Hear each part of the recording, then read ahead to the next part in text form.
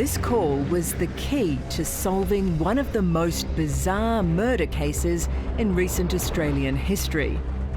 An investigation that exposed the dark and dangerous underbelly of sex in the suburbs.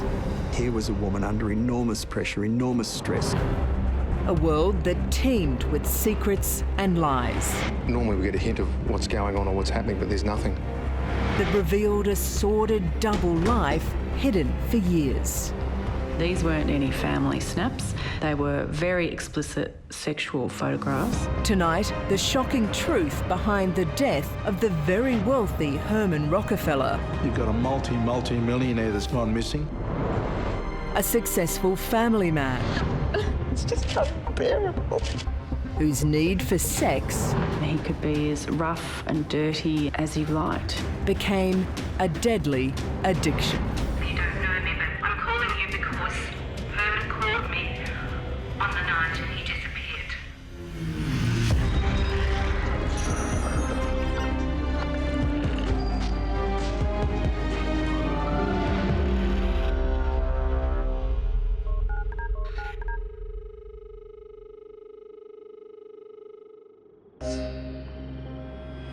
It was midnight in Melbourne, and Vicky Rockefeller was beside herself with worry. Her husband of 20 years hadn't come home. On the 21st of January, Herman Rockefeller was away on a business trip. He texted his wife, Vicky, to let her know that he would be home later because his plane was delayed. She thought he'd get home to their house in Malvern at about 11:15, but he didn't. She checked her phone, she rang him again.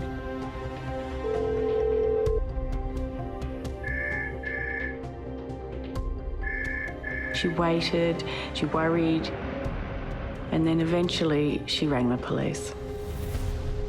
I think that Vicky rang the police rather soon after her husband hadn't come home because, in her view, he was a very meticulous man. Herman was the type of husband that always rang, always let his wife know where he was, and kept her in the loop about what he was doing and where he was expected to be. And this night there was nothing.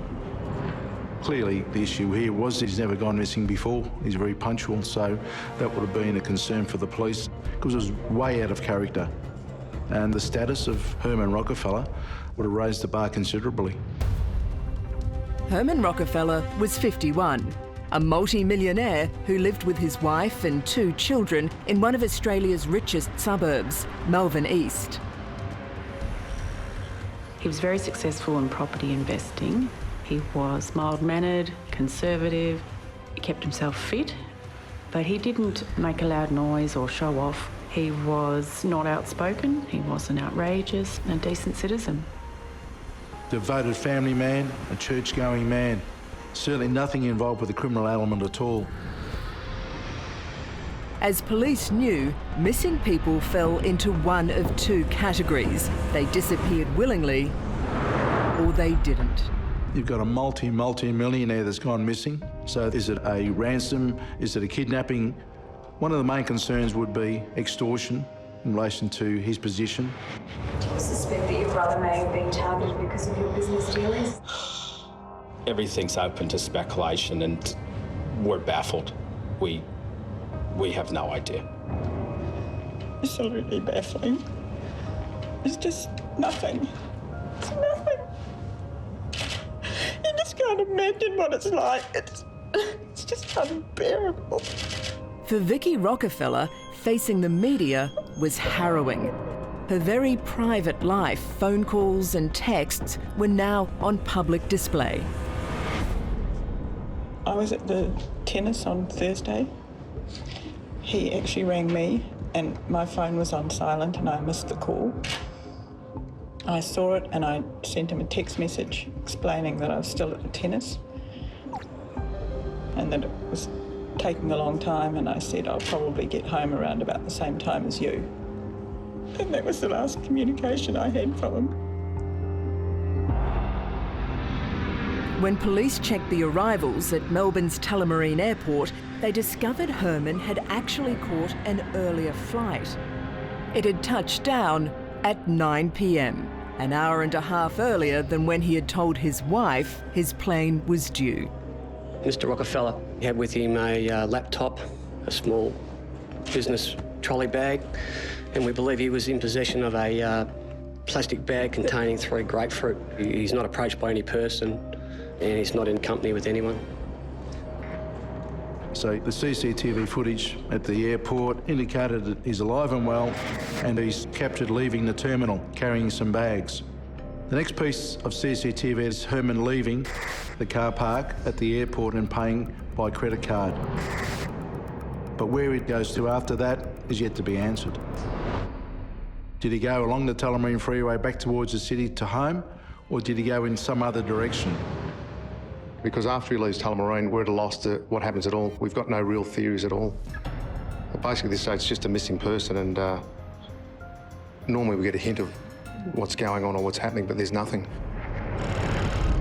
Over 72 hours had passed, and the police didn't have a single lead. How are you holding up? Just. So on the very day her husband was to turn 52, Vicky pleaded for the public's help. Now I'm going to chat to Vicky Rockefeller, who is Herman's wife. Vicky, good morning. Good morning. And thank you for coming, and I understand how difficult this is for you.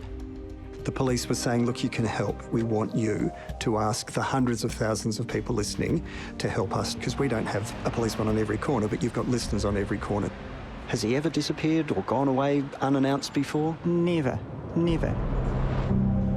No hint of stress or pressure? Absolutely no sign of anything. No conflicts, no disputes? No disputes, no conflicts, just nothing. And I mean, when he's at home, we actually work from home, because I work for the business as well, and we actually sit in the same office. It's not a very big room. So I hear all his telephone conversations. You know, there's just... No secret life? No.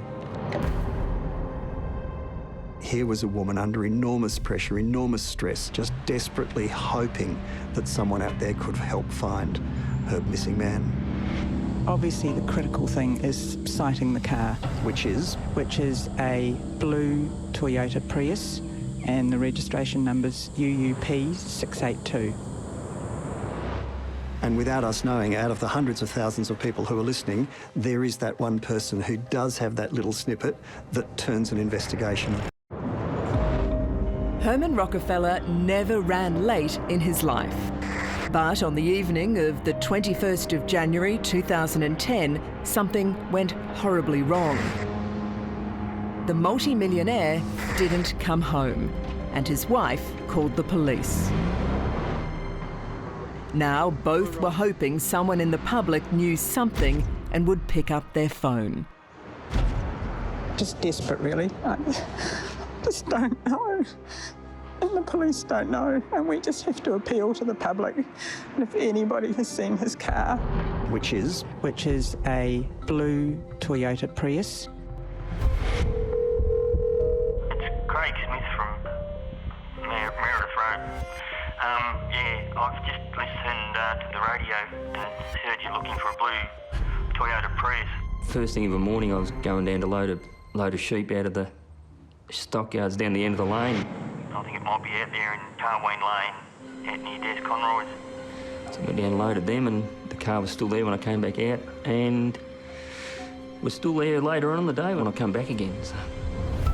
It's down there about 300 or 400 metres. Sometimes you get cars that have been bought out and dumped and whatever else, so you sort of keep a bit of an eye out just in case they're going to burn them or strip them or whatever else and make a mess. It's still there last Sunday night when I finished, when I knocked off. It could be the Herman's Rockefeller's car who's you've been looking for.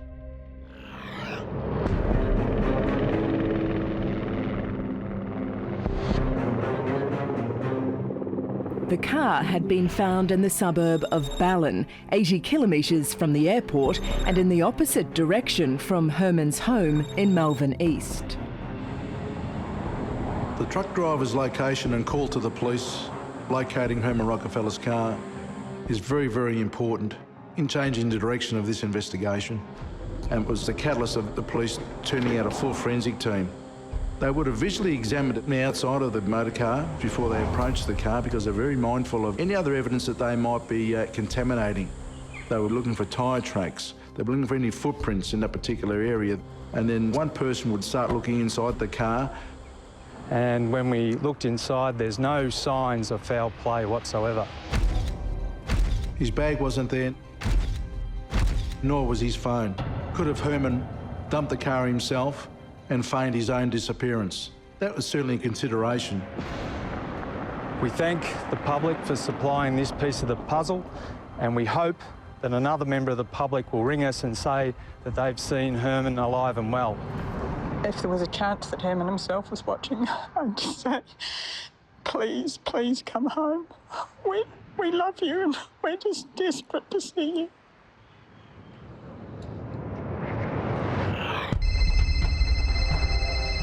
Then, out of the blue, on the very same day, Vicky received a call that turned her world upside down.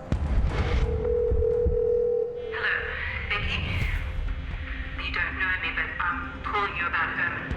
I'm calling you because Herman called me on the night he disappeared. From a woman she doesn't know, but she soon knows what her role was in her husband's life. I want you to know that I know Herman very well. And this woman said that she'd been having an affair with Herman, on and off, but for 27 years. And this woman, the mistress, said she thought that the seriousness of Herman's disappearance meant that all those normal boundaries had broken down and she needed to reach out directly to the other woman in Herman's life. So after Vicky Rockefeller got this call from the mistress, she told the homicide detectives about it. And that was something of interest, obviously, to the investigation. So too was how Herman organised his secret rendezvous with his mistress. She said that Herman Rockefeller had 4 other mobile phones that he'd used and that he'd carried with him. And this was news to the police, and it was news to his family. So the detectives from the homicide squad then went to Vicky and Herman's home and looked through the home office. And there they found, in a locked drawer of the filing cabinet, a small wallet of photographs. And these weren't any family snaps. They were very explicit sexual photographs, and in them was Herman Rockefeller and women who were neither his wife nor his mistress. Also in the home office in the filing cabinet was a piece of paper ripped out of a swingers magazine, which indicates another world, a secret world of Herman Rockefeller. The investigators started with the fact that he's a church-going man, a significant businessman and a devoted family man. Now it's taking a sinister turn into I suppose, the world of sexual deviation.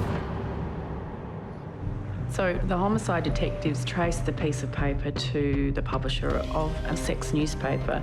And when pressed, the woman that ran the sex newspaper tells them that over the last 10 years, she's had a series of ads posted by Herman Rockefeller under a series of different names because she recognised the photo that he'd put with the ads. He started firstly with names close to his own, like Herman Rock, and then he moved to the name Andy Kingston. And in each ad over the 10 years, Herman Rockefeller got more and more flamboyant in his description of himself. So he started off saying he was handsome. He ended up saying that he was an ex-model and television personality. So ultimately, where do we start looking? Who's answered these ads? What have we got here? The investigation into the disappearance of family man Herman Rockefeller had sparked 2 important calls. One from his mistress that revealed his sordid double life. You don't know me, but I'm calling you about Herman. The other had located his car. It could be that Herman's Rockefeller's car, who's you've been looking for. What police didn't know at the time was that Herman's blue Toyota Prius had been spotted 3 days before, 80 kilometres away from Ballin. And it was parked in a street for hours on end with nobody going to it. And then some people noticed that there was a bit of an argument going on involving a short man and a large truck. And a woman was trying to assist the man with getting the car onto the truck, and they weren't doing a very good job of it, so there was a bit of arguing and shouting. And eventually the truck left with the car on top, and that was the last that the residents saw of that car.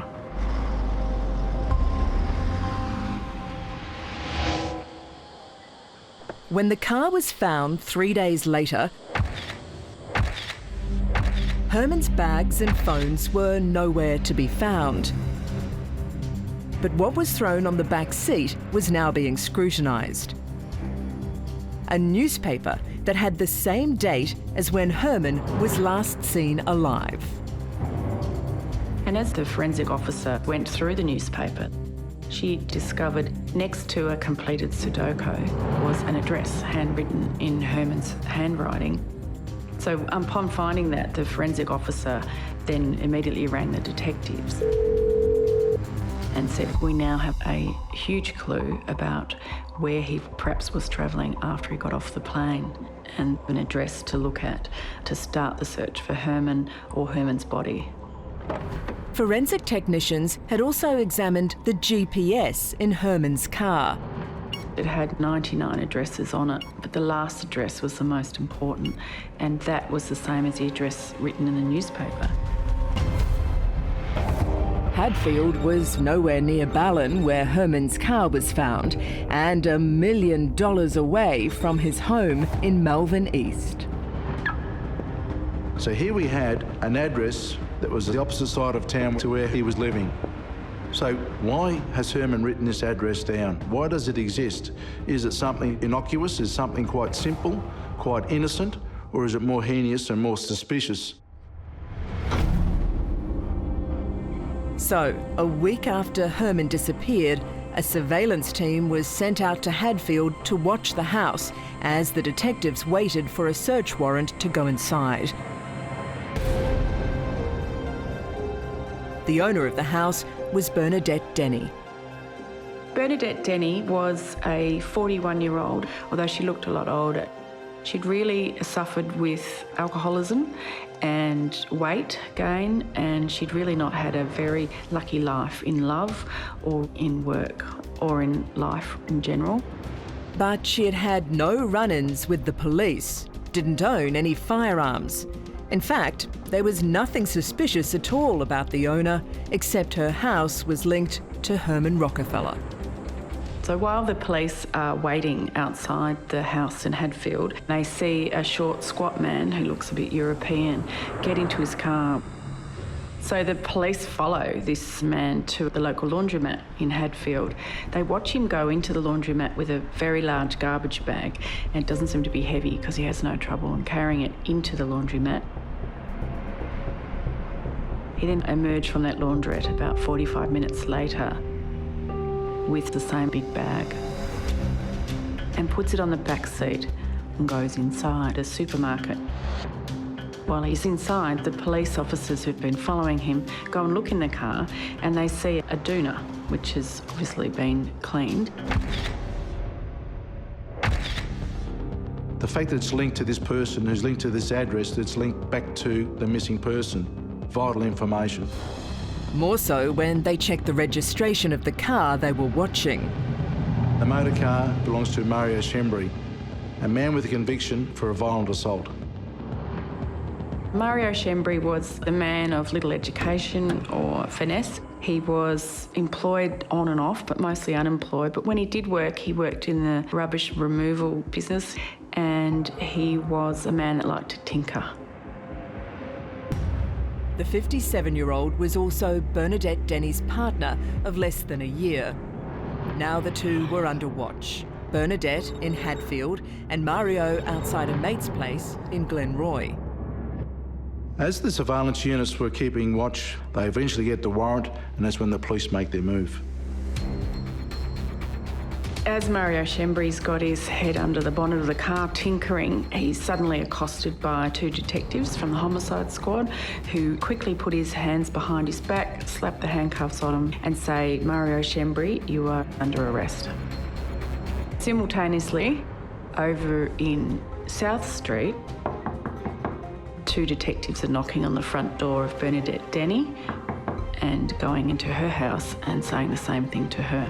Okay, I can confirm that about 4:30 yesterday afternoon, we executed a search warrant at the unit behind us. The search warrant was executed in relation to the disappearance of Herman Rockefeller. I can also confirm that a 57-year-old male and a 41-year-old female are in our custody, and we hope that they'll be able to assist us with our inquiries. The crime scene team had worked around the clock trying to find anything that would link the couple and the house to Herman Rockefeller. They identify a smear of blood on the tiles on the kitchen,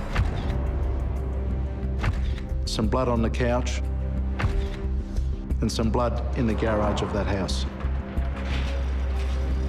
But is it Herman Rockefeller's?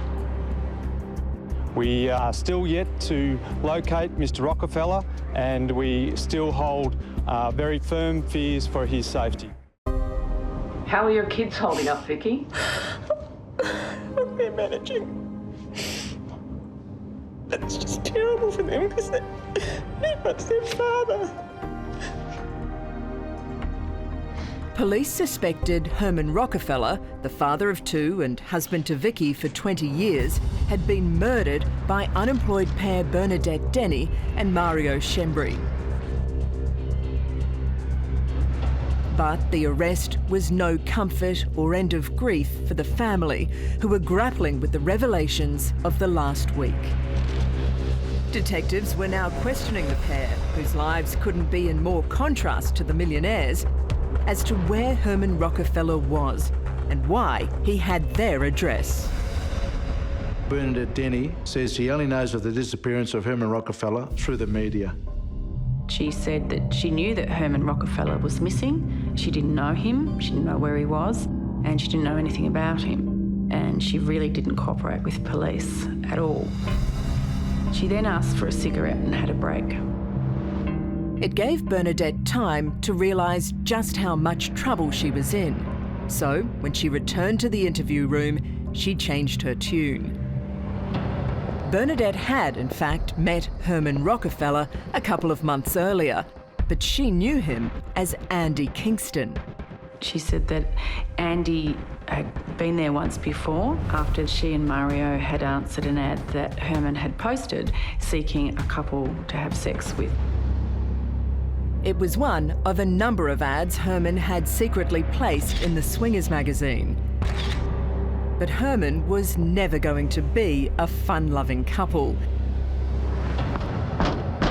And he arrived on the doorstep as Andy, alone. Nevertheless, the couple still invited him in, and Herman had sex with Bernadette Denny in the front room with Mario watching.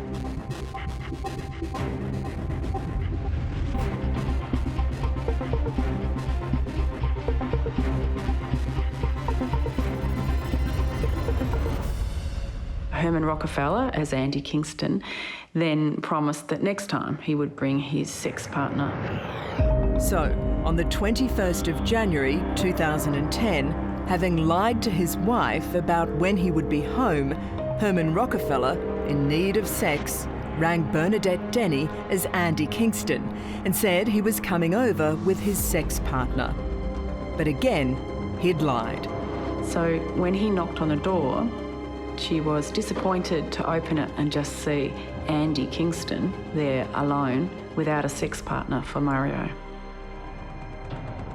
What happened then was that Andy, or Herman, started to feel up Ms. Denny, thinking that the sexual encounter would still proceed. Denny tells the investigators that Herman Rockefeller had fondled her breasts and put his hand between her legs. This in fact angered Mario, and as a result a fight ensued between the three of them. I slapped him in the face. I think he was taken aback. I like a feisty woman. It just made me feel sick, dirty. Fighting started out. It's just a mess. It was just touching. I tried to get him off Mario. It was just shit. All of us fighting. He fought back too. I can't even remember what he said. It's a blur. The fight then goes from the lounge room into the garage.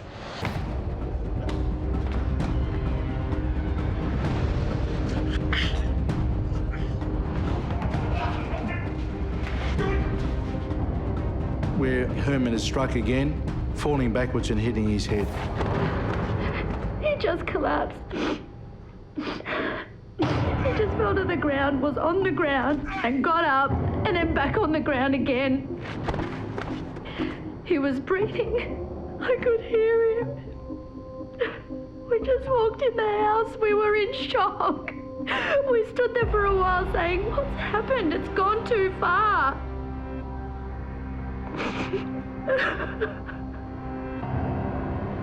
But for the police, there was every chance Herman might just still be alive. What happened next, Bernadette? We just panicked. The guy was still in the garage. He was still breathing. I don't know if I should go on. Where is he now? Tell me where he is. Oh, fuck. Down towards Heathcote somewhere.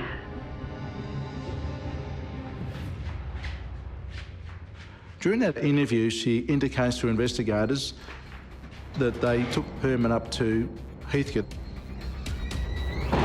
and she hears tapping on the boot of the car, indicating that he may still be alive. As a result, a significant line search is conducted in the hope that Herman was there, and in the greatest hope that Herman was still alive. This is 9 News with Peter Hitchener. First, the Herman Rockefeller mystery. The investigation has switched to Heathcote in central Victoria. Brett McLeod is there. What can you tell us, Brett? Peter, I'm just at the Heathcote Greytown National Park, where police are being supplemented by members of the SES in their search. And in there are literally hundreds of abandoned mine shafts dating back to the 19th century. 3 days earlier, on the Australia Day weekend, a resident in Glenroy had made an emergency call that would inadvertently become a critical piece of evidence to the investigation. I want to report a backyard burn-off in View Street, Glenroy. There's a huge amount of smoke and flames, and it smells goddamn awful. A neighbour in View Street, Glenroy, had contacted the fire brigade, reporting black smoke and foul smelling from a fire in the backyard of a house at that location. I don't know what is burning, but you can't burn things off like that. What about the fire bans? I don't think you can use incinerators anymore. 2 fire officers went into the backyard, and there they found what they described as a small European man tending to a fire in a drum. They thought that he couldn't speak English very well, so Fire Officer Budge said very clearly to him, "Mate, you can't light fires. There's a total fire ban day." He then told the man to get the hose and put the fire out, and he watched while he did that. And when he left, Fire Officer Budge said to the man, who he thought was a new migrant, "The only fire you can light today on Australia Day, mate, is a bloody barbecue."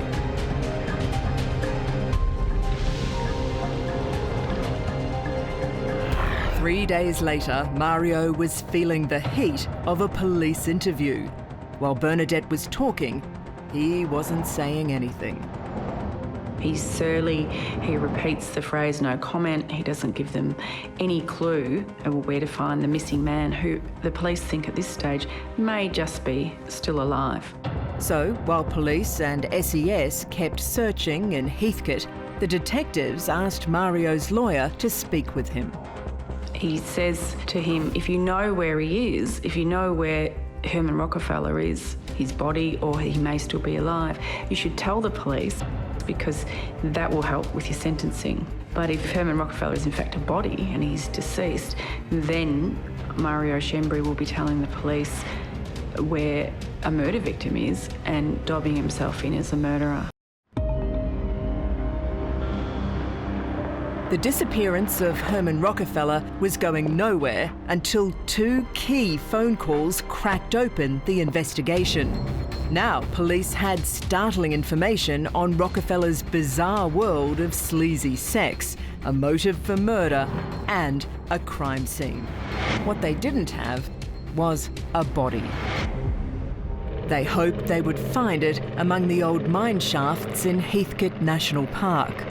The police helicopter was involved as well as those on the ground, and it's in there that they fear they may find Mr. Rockefeller's body. But back in Melbourne, the investigation was taking a new direction. Mario Schembri had gone from no comment to talking. After a visit from his solicitor, Mario Schembri takes a different tack in the police interview, and he tells the police to call off the search, that there's no point looking for Herman Rockefeller in the Heathcote area because he's in fact deceased. So the search in Heathcote is called off. He told them that there'd been some argy-bargy, that things had got out of hand. There was yelling, and it was a pretty stupid moment. Should have just walked away and left it at that. Could you have walked away and left it at that? I didn't. Mario tells the investigators that Herman Rockefeller didn't have a chance because he didn't have the anger in him as Mario did. I don't know how to put it. You got the anger. And it's like having the upper arm, I think. He tells them that there were blows exchanged and Herman Rockefeller had been killed in the garage of Bernadette Denny's home. We both banged our heads on the wall and it happened. Just fell and hit his head, and that was it. Mario then tells the investigators they drove the body in his motorcar to Heathcote. They then drove the body back and placed it into the garage. What happened when you got home from Heathcote, Bernadette? He was still with us. We put him in the garage. Did you know he was dead? I don't know. What did you do then? He died in my garage. He wasn't breathing. So after it's clear that Herman Rockefeller is dead and is lying in the garage of her home, Bernadette Denny tells Mario Schembri that she has to go and find Andy's phone. She goes out into the street and the Toyota Prius is immediately obvious to her as not belonging to any of the neighbours, so she gets the car keys from the body. She opens the car and she finds a mobile phone and turns it off. Now, that is the phone that Vicky Rockefeller's been ringing and ringing and ringing, looking for her husband. The next day, as Herman's body lay in the garage, the neighbours saw what they now knew was Herman Rockefeller's car in their street. And eventually the truck left with the car on top, and that was the last that the residents of Hadfield saw of that car.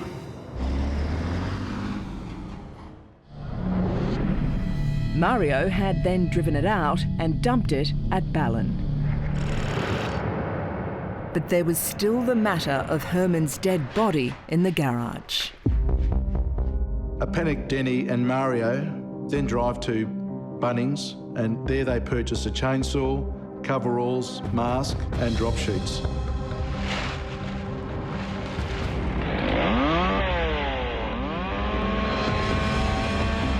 Mario continues on to tell investigators that he dismembered the body using the chainsaw.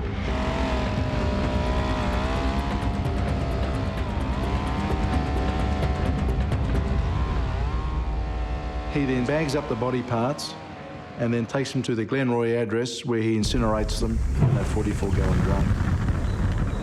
He's also got to dispose of the items that belong to Herman Rockefeller, the mobile telephones, the computer, the bag, which were also burnt in the incinerator. As a result of their confession, Mario and Bernadette were charged with Herman Rockefeller's murder. But police needed to find out if they were telling the truth. Was Herman Rockefeller's body at the Glenroy address? So the police went to that property, and it's around the corner from Bernadette Denny's home, and it's the same property outside which Mario had earlier been arrested.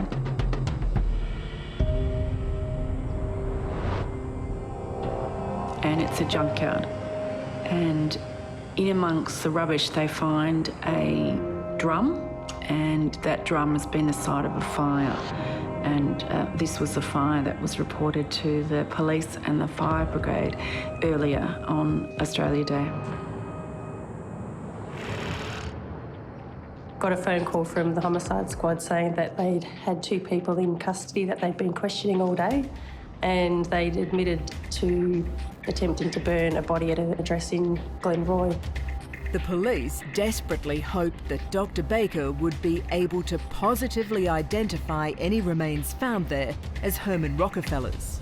Because a murder case is much easier to run if you have a body. It was dark when I arrived. It was an old weatherboard house. I was taken through to the backyard, and in the centre of the grass there was a burnt area which presumably had been where the 44-gallon drum had been that the remains had been burnt in. I was then showed a number of plastic bags. Only one of them had been opened, and they'd found what they thought were bone fragments inside the bag. I examined those fragments, and there was definite bone in there, but they were so burnt and incomplete it wasn't possible for me to say at the scene that they were definitely human. So the bags were transported back to the Victorian Institute of Forensic Medicine. We opened the bags one by one, and then we carefully sorted through the remains. If you can imagine having a bucket of black Lego and sorting through it all and trying to find particular pieces, that's what it was like. We had to pull out the bits that we thought were bone. We then had to sieve through the pile of smaller things, and that's like panning for gold. So we're sifting through all the small fragments, trying to find a tooth, for example, that you can compare to the ante-mortem dental records. Some fragments were found, but there just wasn't enough there, so we didn't really have any answers for anyone. When Herman Rockefeller left the car park at Melbourne Airport on the 21st of January 2010, he drove 17 minutes to Bernadette and Mario's house in Hadfield. There, he became Andy Kingston and delved into the hidden world of swingers sex. But he never went home. His secret life had become deadly. How well do we know our loved ones? Well, I'd like to think I know my wife very well and she knows me very well, and there's no secrets between us. But here was a woman who thought the same. A lot of the talk back, a lot of the interest in this case was, well, here's a guy who had so much money. If he wanted to get a call girl, if he wanted whatever sex he wanted, he could have indulged himself. Instead, he went to the other end of the marketplace. He went down to the bargain basement. What's that about? When he went to Hadfield, he was Andy Kingston. He wasn't in danger of running into anyone he knew. He wasn't the responsible Herman Rockefeller of the upper middle class. And he could be as rough and dirty and demanding as he liked. And he used them to satisfy his needs. And they felt, in Mario's words, that he'd taken them for a fool. And it was that ever-growing need for sexual satisfaction that ultimately led to his death.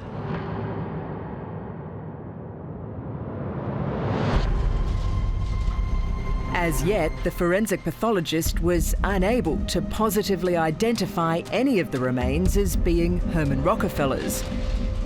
But then a call came through that sealed the case. 4 days after examining the initial remains, I was sitting at my desk and I received a phone call. Hi, Dr. Baker. Hi, it's Senior Constable Burke here. We've just been examining the tow truck that was taken from the property out at Glenroy. It was the tow truck that had been seen by the neighbours on the day after Herman went missing. We found a bag wedged under the driver's seat, and in it some more what looks to be more burnt bone. So those remains were brought in that day, and we examined those remains that afternoon. Among the bones were enough teeth and jaw to conclude that this was probably Herman Rockefeller. Then, the results came back from the tissue taken from the chainsaw that luckily hadn't made its way into the incinerator. DNA was able to be obtained, and it was determined that that tissue was very likely to have come from Herman Rockefeller.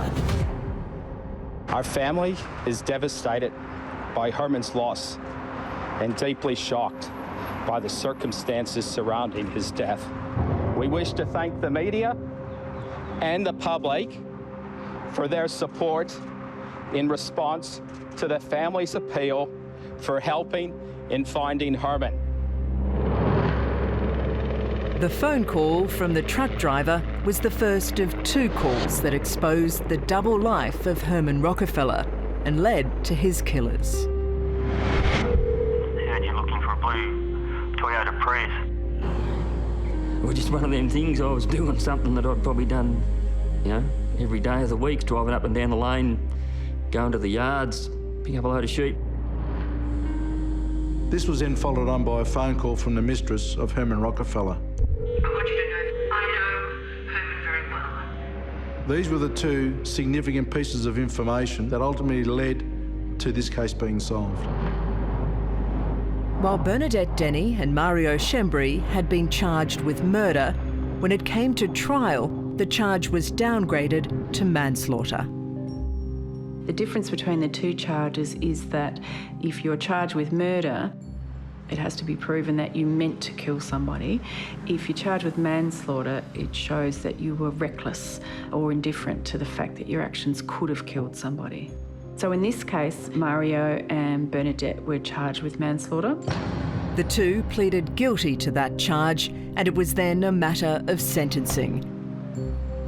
And Herman's wife, Vicky, was there.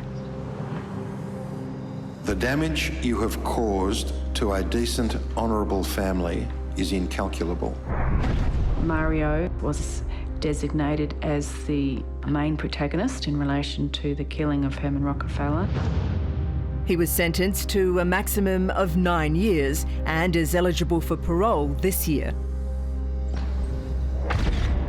Bernadette Denny has served her minimum sentence of 5 years and is currently out on parole. To this day, I feel enormous sadness for Vicky and the family because it must have come as such a shock. Thank you. And thank you for being so nice. We wish to sincerely thank everyone who has offered us their support and prayers. Our family is devastated. Police emergency. Hi, yeah. I think I found a body. Can you get the police here? I'm on Old Sydney Road. August 26, 2003, a motorist heading home made a grim discovery. He's come across what he thought was a package of some sort on the side of the road. He believed it to be a body. It's wrapped up in some type of material. And with that, he rang the police. So you're saying it's a red blanket, is that right? Yeah, look, I haven't gone right up to it. But as I say, at first I thought it was a bundle of clothes, but I think I saw some hands, so I think there might be a body in it. The body was found in the rural town of Beveridge, 42 kilometres north of Melbourne. At this stage, we don't know what we've got. We haven't even seen the body because the body is wrapped up in a blanket, and outside the blanket is rope that's keeping it all together. We've already spoken to the pathologist. We're not going to wait till the morning. We'll get the post-mortem done then and there, because one of the major issues for a detective is, has a crime been committed? When the body was brought here, the body was weighed only 50 kilograms, and we noted, of course, that the body had been wrapped with rope. There were a large number of blunt force injuries to the head.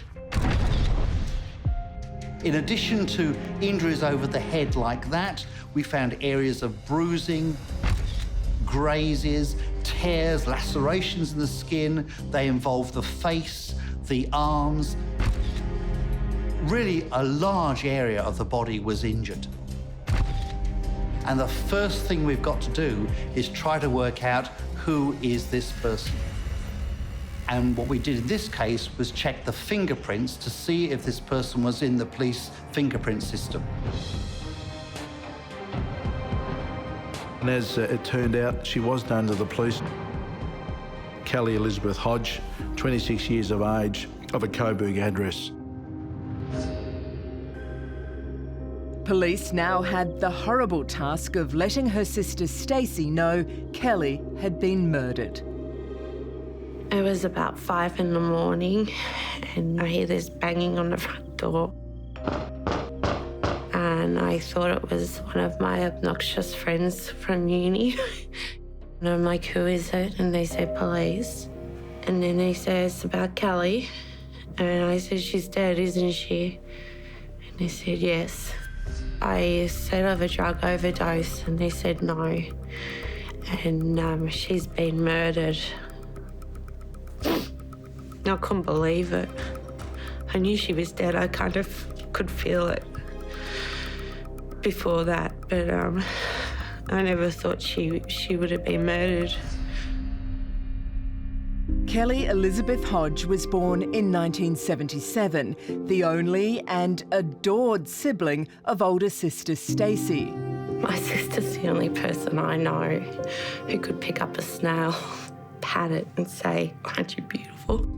She loved animals and animals seemed to respond to her. She was a very delicate child, exquisitively sensitive and emotionally and very physically too. She had almost white hair with these big blue eyes and she just looked adorable. The two girls lost their mother when she died of pneumonia when they were only 5 and 6 years old. My mum was not in the best of health and she has passed away, and my grandmother has organised for us to be placed in her care. The girls were well looked after. She indulged us shamelessly. And were given tips from a young age as to boyfriend material. If Michael Jackson came on TV, she'd say, this is the kind of man you girls should marry when you're older because he doesn't drink, he doesn't smoke, he can sing and he can dance. So for her, that's, so. Instead, Kelly fell hopelessly in love with a man who hooked her on drugs and then pimped her on the streets of St Kilda to feed his own habit. And that's where she went on the night of August 18th. It was the last time her grandmother had seen her, and 8 days before her body was found. My grandmother called me and said that Kelly was not home and had not been home, and I thought immediately that was very out of character. And after about a day, I was so cross with Kelly, I start ringing Kelly.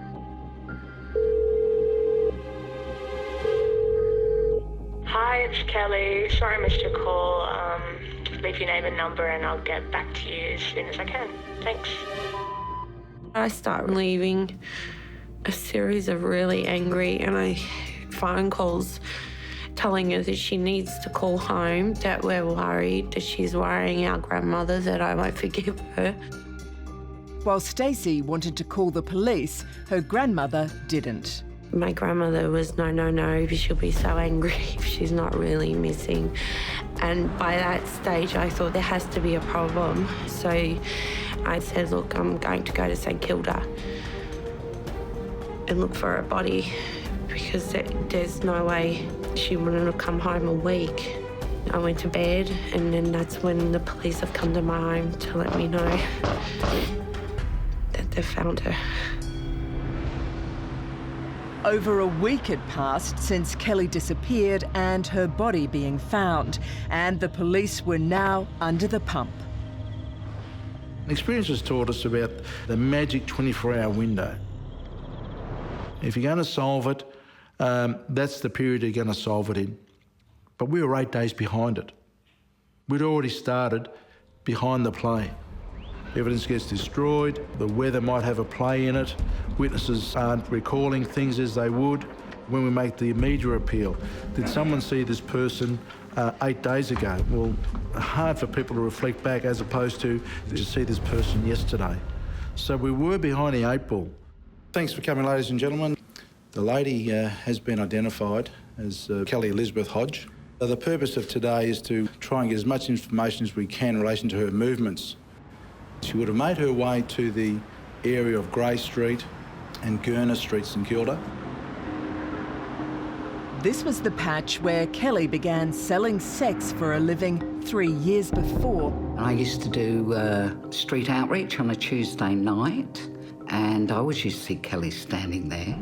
She was sort of a bit of a lone figure, really. She was supporting a pretty expensive habit, and she'd do the work she needed to do, and then return to Coburg, to her grandmother. I think that's where she retreated to and felt safe and clearly very loved. We want a picture of her working environment. Did anyone see her at the time? Did she see anything untoward? Has she been abducted by someone? Did she get in the car that she knew? These are all the questions we needed to get answers for. Where Kelly stood was pretty quiet. There's a bit of lighting there, and you've got the street corner on the other side. But if no one was working that other corner, Kelly would have been quite an isolated figure. So we start doing a door knock. Some of the reactions we got was, why are you worried about it? She was just a sex worker. And that was an unfortunate reaction to get from some people. I think they see girls who work on the street as very separate to the girl walking to the office block or, you know, to the shop, to work on the checkout, whatever. They're not. Some of the reactions was, I'm not surprised, or I knew it. She was living at grandmother's place in Coburg North. It was very reassuring when we met Charlie Bazzina. He reassured us that they would work around the clock to find who has done this and that they would investigate it the way they would any other murder. We don't care the status of a person. We've lost a life. It's our job to find the culprit and give the family answers. And that's what it's all about. The family need answers. Charlie, why was my granddaughter murdered? And we hopefully bring someone to justice and get them off the streets before they kill again.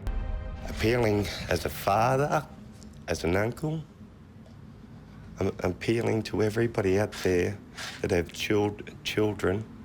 If they know something, to please come forward, because nobody deserves to go. The things that have happened, nobody deserves that. When Kelly was found, her clothes, phone and treasured denim bag were nowhere to be found. And police hoped someone may have seen them since. The morning she was murdered, Kelly was carrying a blue denim bag. Actually, that bag had initially belonged to me, and she was using it to write number plates down when she was doing these transactions. My crocheted blanket that my mother had knitted with Kelly, she would keep it in the bag and use it as something to sit down on or keep warm with, and as a security blanket as well. Kelly also never went anywhere without her mobile. It was her work and lifeline. Hi, it's Kelly. Sorry I missed your call. Leave your name and number and I'll get back to you as soon as I can. Thanks. Knowing that she had a phone, that was significant to us. We needed to track that phone down. Not having it physically is a problem for us. But we can go to what we call call charge records. And we were able to track down a phone call about midnight. And as it turned out, it was one of our regular clients. That client spent 45 minutes with Kelly and then left. He was certain a person of good repute, no issues with him, and we're more than confident that he wasn't involved with Kelly's death. So police knew she was alive at 12:45 a.m. But after that, they were at a loss as to where she went, who killed her and dumped her body 40 kilometres away from where she had last been seen. If the people are watching this, or whoever done this, we have faith in the police, and you'll be looking over your shoulder all the time, and it won't be long before the police apprehend you.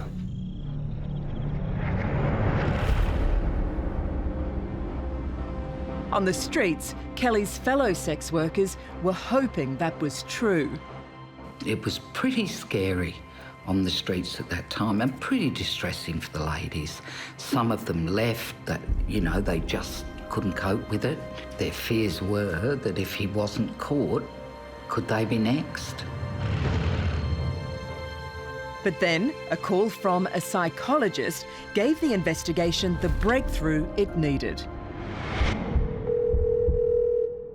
Look, I might have some information that could help about this sex worker that was killed. He was quite hesitant to speak to us on the phone because I think he was grappling with the doctor-client privilege type of thing. He told us that he'd been treating a client, and this male person made certain comments to him that the psychologist married up to the media reports of having found a sex worker murdered. I had a client come in who disclosed that he'd done a bad thing to a sex worker. I think he placed himself in a situation, could I be treating the killer of Kelly Hodge? It must have gone through his mind.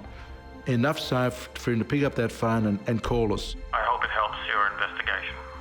And I think the conscience was, if I don't say anything, and this is the offender I'm treating, and this is the person that may kill again, can I live with myself? And I think he took the appropriate action, gave us a call, and gave us his person's particulars. So it was a bit of a eureka moment for us as investigators. I think we might have our guy. Armed with a warrant, the detectives headed out to search the premises of the psychologist's client.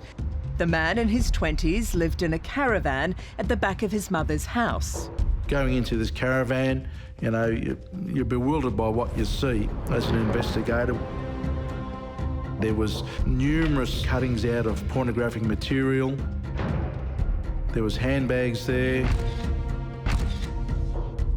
In one bag, there was an identification badge of a receptionist from a brothel.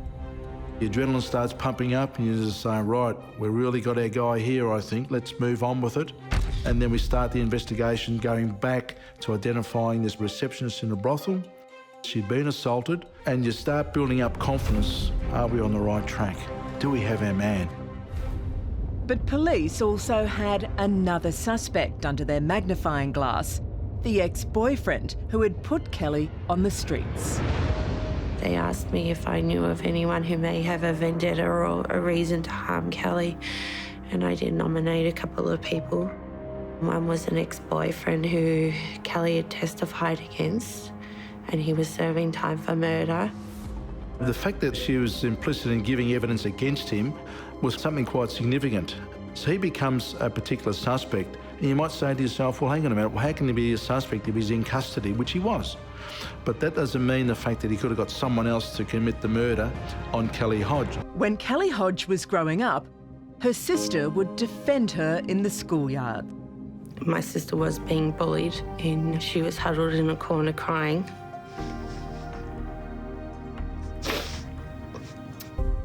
And I told the bullies off. But she couldn't protect her from the sadistic monster who killed her younger sister. Police had two suspects. Kelly's ex-boyfriend, already serving time for murder, who may have put a hit on her. And the guy who lived in the caravan who'd been identified by the call from a psychologist. I had a client come in who disclosed that he'd done a bad thing to a sex worker. Having executed the warrant, going into this guy's caravan, you start talking to them. He readily makes admissions. His fantasy was to assault and rape a policewoman. Take of what you will, whether just an off-the-cuff comment, but you know this person's got a problem. So he's a firm suspect. But as the investigation progressed, we find out that he's got an alibi. That's a good alibi. He couldn't have been our guy. He fitted the profile beautifully. But at the end of the day, what you allege, you've got to prove. So you go from the peaks to the troughs. And we discard that person from the investigation. But that doesn't put you off the scent. You keep going. You're driven even more. On the streets of Melbourne's red light district, sex workers were scared. Have they caught him yet? That was a daily thing the ladies would say. They were fearful because we had nothing to give them or tell them. So all we could really say to the ladies was, look, just proceed with caution. They needed to, because when detectives looked at the calls in and out of the jail where Kelly's ex-boyfriend was imprisoned, there was nothing sinister to suggest he had put a hit on her. It was another dead end. But you don't let the frustrations take over your efforts. We know the killer's still out there, and we keep moving on. The detective seemed to be getting a lot of leads quite early on. A lot of them, unfortunately, turned out to be red herrings, but they were always very good about letting us know where they were at, even if there wasn't anything new. Just to reassure us that we're not forgotten and that they are still working very hard. It was now a month since Kelly had been murdered, and longer since Stacey had last spoken directly with her sister. The last time I spoke to Kelly, we had a massive fight and I told her I hated her. Told her to go hang herself. Called her a junkie. I shouldn't have done it and I was totally in the wrong. And I hope my sister knows how sorry I am and how sorry I get every day since. Kelly's fellow sex workers were also hurting. It's important to grieve. A lot of the ladies, of course, were upset. I wanted to give them something of Kelly. And there were a lot of tears that night. We all walked up to the corner of Grey and Gurner, and we all had candles. And this was in the very spot that Kelly used to work. It was absolutely, the atmosphere was palpable. I can't think that one person there couldn't remember Kelly standing there and weren't visualising it.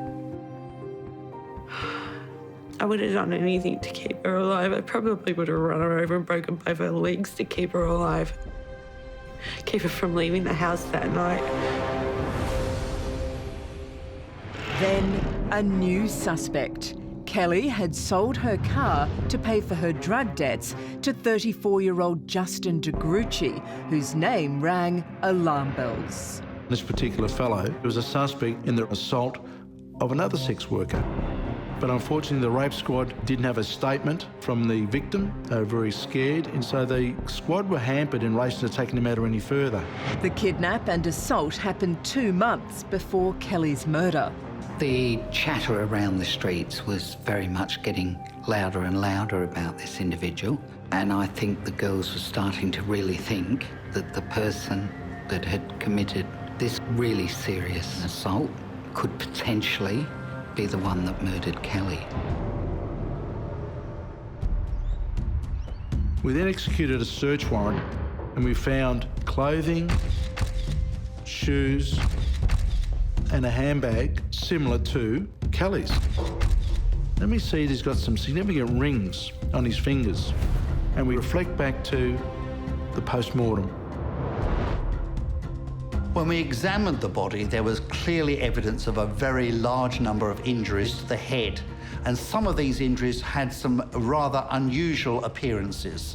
So there were literally areas of the skin that had been punched out, almost as if they had been cut out.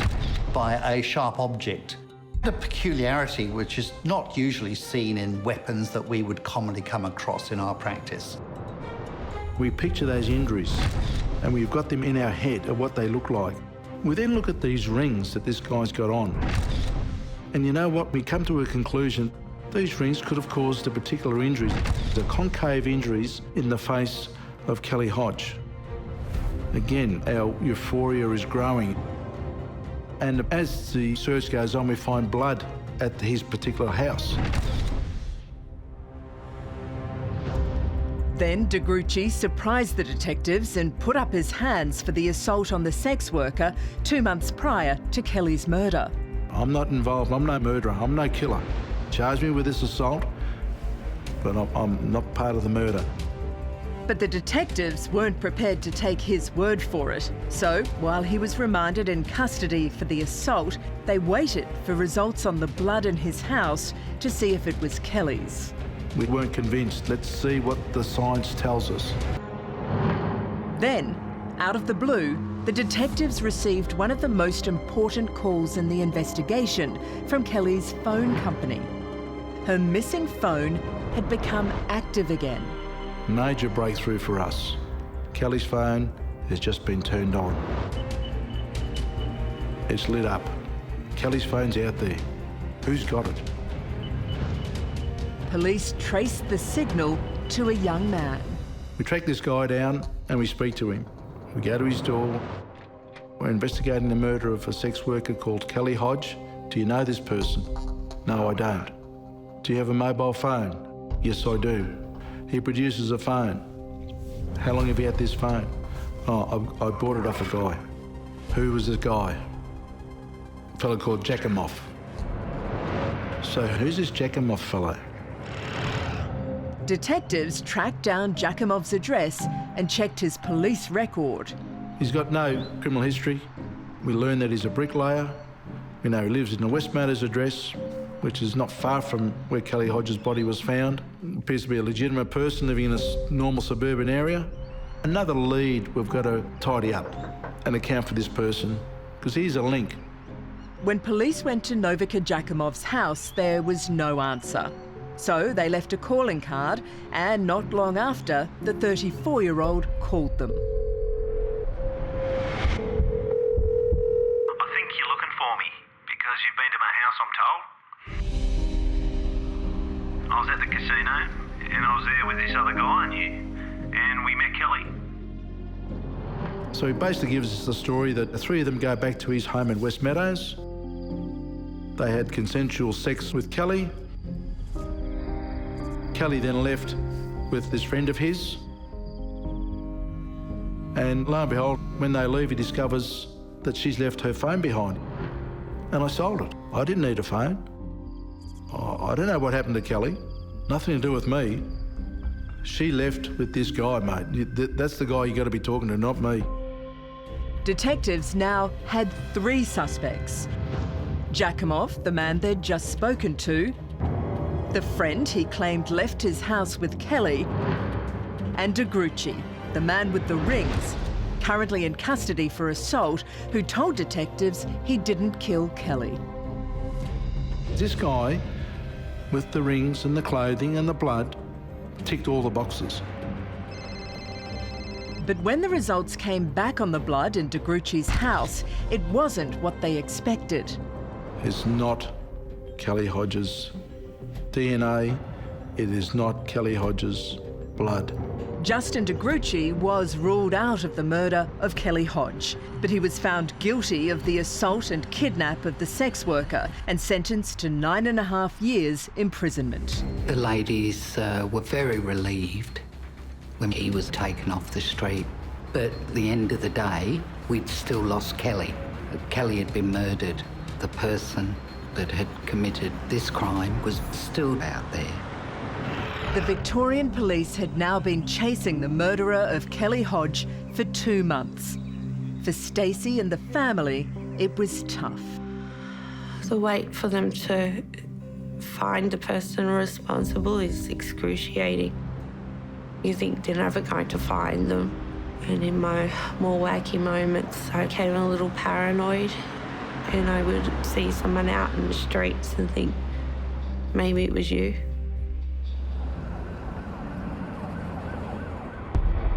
Detectives still had 2 strong leads thanks to Kelly's reactivated phone, and they had now tracked down the man Giacomoff claimed had left his house with Kelly the night she was murdered.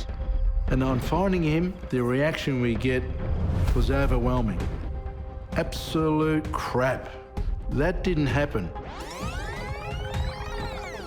I wasn't at the casino. I wasn't with a girl called Kelly Hodge. I wasn't with Giacomoff. So we need to go back to Giacomoff and say, Sonny, I don't think you were quite honest with us. Giacomoff was now their prime suspect. A search warrant was obtained on his rented house. But again, he wasn't home. So as they waited for the real estate agent to let them in, the detectives went door knocking and spoke with the next door neighbour. They said, we heard a distressed female screaming, thumps going on like someone was being assaulted, and they put it down to a domestic dispute. That's why they didn't report it as such. Eventually went away and they thought nothing more of it. The agent arrives, lets us in. House is vacant. Not a stick of furniture in there. We start walking through the place and we start seeing repairs to the plaster wall, particularly in the hallway. About the size of a football, basically. Not painted, just repaired. Said, you know what? That may have been Kelly's head going through that wall. Examination of the head revealed that there was a fracture at the back of the skull. Now that's something that can certainly occur where a person falls over and strikes their head. However, the multiplicity of the injuries across the body let us know that this is not an accidental injury pattern. This is an inflicted injury pattern. It is the sort of injury pattern that you see in an assault.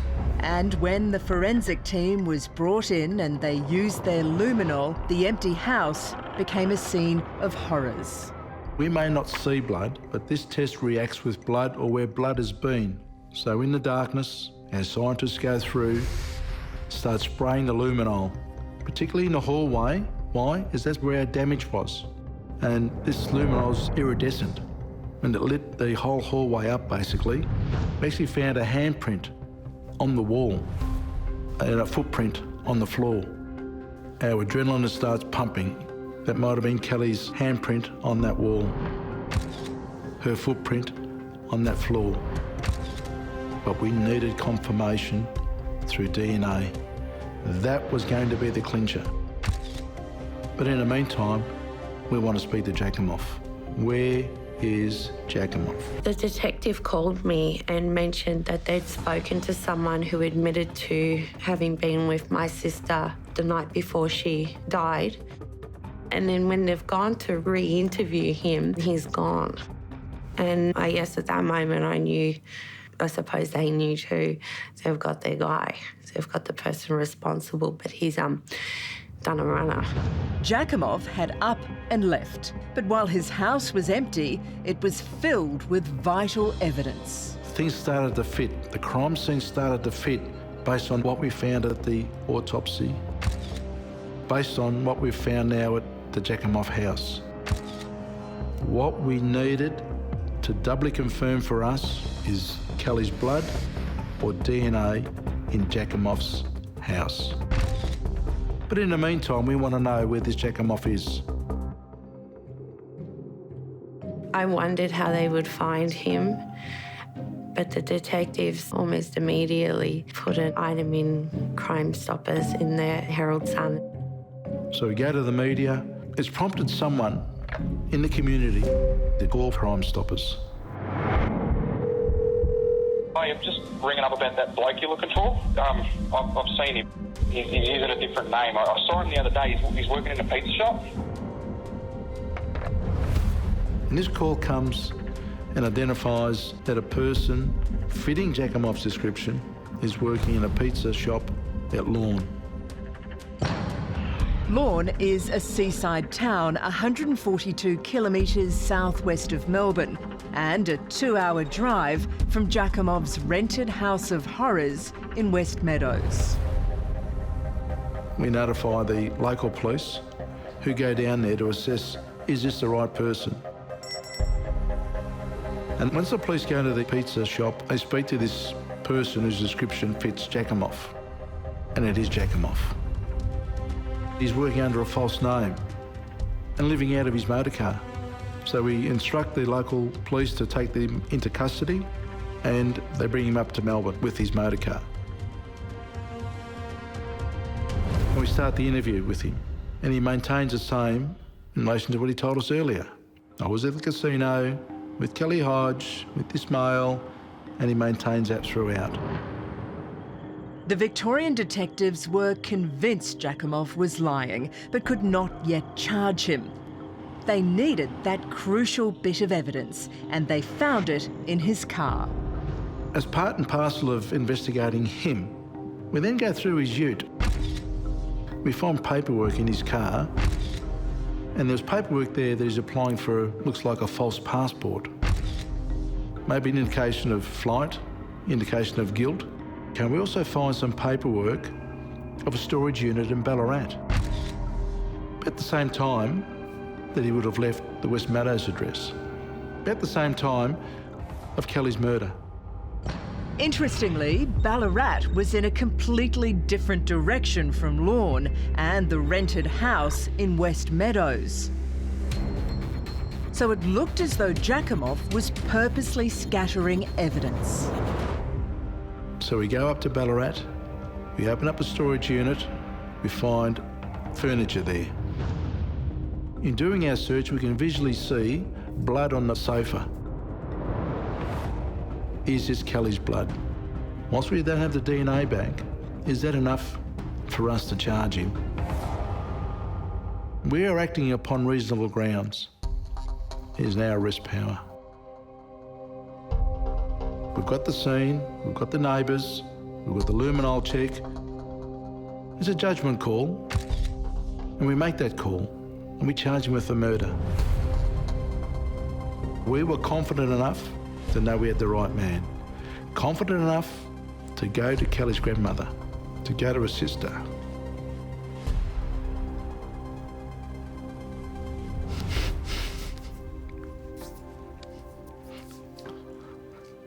And give her good news. He promised us that they would work really hard. He promised us that they would find a person, and he kept every promise he made to us that day. And we've said it, but I'd like to say it again. Thank you to the detectives. And I happened to be at the local pub, and I shouted jugs of beer for everyone. But the joy was short-lived. He pleaded not guilty and was going to fight it. And he can maintain whatever story he likes. He maintains that story throughout, right up until his trial. Look, every piece of information you get in an investigation, you never know where it will lead you. We got a breakthrough through a phone call from Crime Stoppers. Hi, I'm just ringing up about that bloke you're looking for. I've seen him. He's in Lorne. 34-year-old Novika Jakimov thought he'd escaped the clutches of the law until a member of the public called the police with the critical tip they needed. Now, arrested and charged with Kelly's murder, the detectives awaited the results of forensic testing from the house and the storage shed. And the DNA comes back from the house. The DNA is Kelly's, irrefutable. And then blood comes back from the couch that was in the storage unit, that was linked back to the ticket, that was in Jakimov's car, in his name. That blood comes back as Kelly's. Job done. It looked like a straightforward case. While Jakimov claimed he was completely innocent of the murder, the evidence stacked up against him. We do not want to give the jury any room to move and prove it beyond reasonable doubt. If we do anything less, the jury can come back with either hung jury or an acquittal. And that was what Jakimov's defence team were hoping for. And surprisingly enough, at the trial, he went into the witness box, opened himself up to cross-examination, and then he claimed self-defence. He was very burly, bricklayer. My sister weighed 50 kilos, wringing wet. It just didn't hold water. Here we have a bricklayer, upper strength, arms, wrists, hands, some 78 kilos, and you compare that with probably a less than 50 kilo female. But by giving his version of events, it answered one of the questions posed by the police and pathologist. Whilst we never found any weapons in the house, we learned about an umbrella being used by Jakimov. Jakimov claimed he used the umbrella to protect himself and struck her with it when Kelly attacked him over wanting drugs. The unusual punched-out lesions on the skin of the head had a peculiarity, as if a small, tiny cake cutter had literally punched out a piece of skin. So when we later found out that it was a broken umbrella that caused these injuries, we were able to go back and look at them in the context of what sort of damage the body is caused by a broken metal object with that sort of circular, irregular edge. The jury listened to Jakimov's version of events and came back with their decision. The jury didn't believe it, convicted and sentenced. Jakimov was found guilty of Kelly's murder and sentenced to a maximum of 19 years. He is eligible for parole next year. I don't think the sentence was anywhere near sufficient. As far as I'm concerned, that man should never, ever see daylight again. At the time, I viewed the sentence through the eyes of a law student, as well as the sister of someone who's been murdered. As a law student, I thought that it was a very good outcome. It was a reasonably lengthy sentence for what he has done. However, as the sister of someone who was hurt like that, it's not enough. Jakimov killed Kelly, and he didn't just kill her in her last moments. He set out to degrade her. To discard someone, a human life, on the side of the road is incomprehensible to me. After she's died, you know, I mean, you threw her on the side of the road like she's garbage.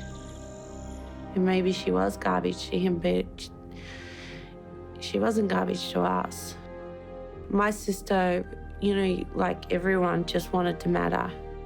In our worst nightmares, we never imagine our loved ones being murdered. We imagine perhaps they get sick or something happens and there's an accident, but you never imagine that your loved one's last moments are like that. I've struggled to articulate this. I think when I die, I want to be surrounded by kind faces. When my sister died, the only face she saw was the face of her murderer. How alone she must have felt. How angry he must have looked.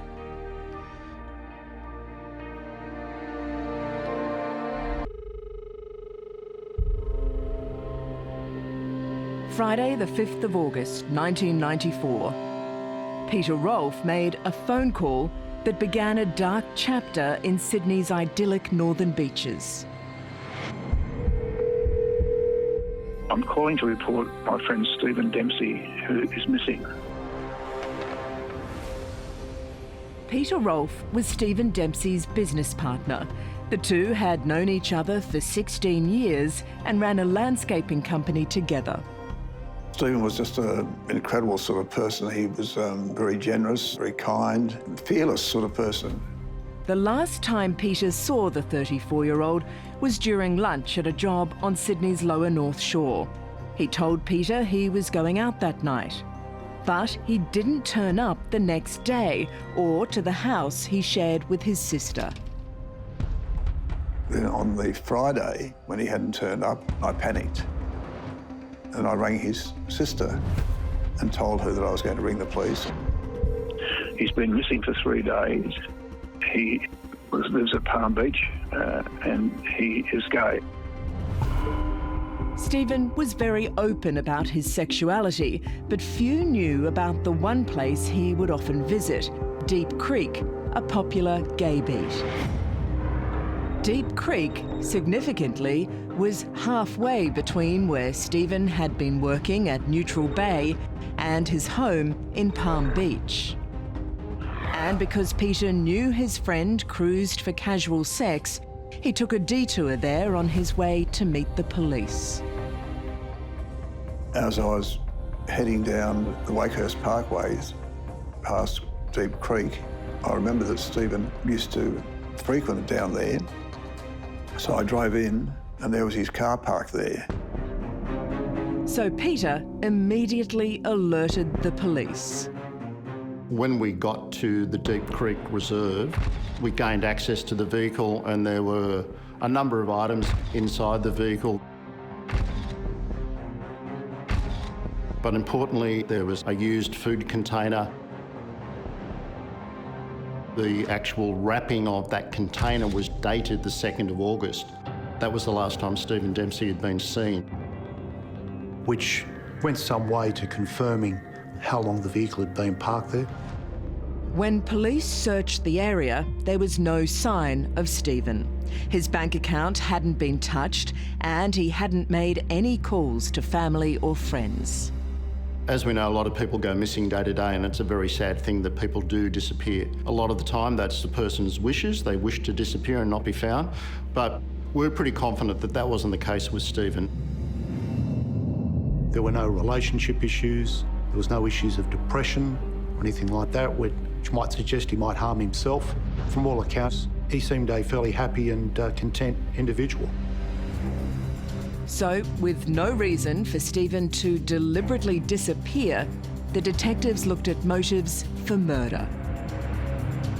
There are 3 motives that we speak about: greed, lust and revenge. Mr. Dempsey came from fairly modest surroundings economically. He didn't have any enemies that we knew of.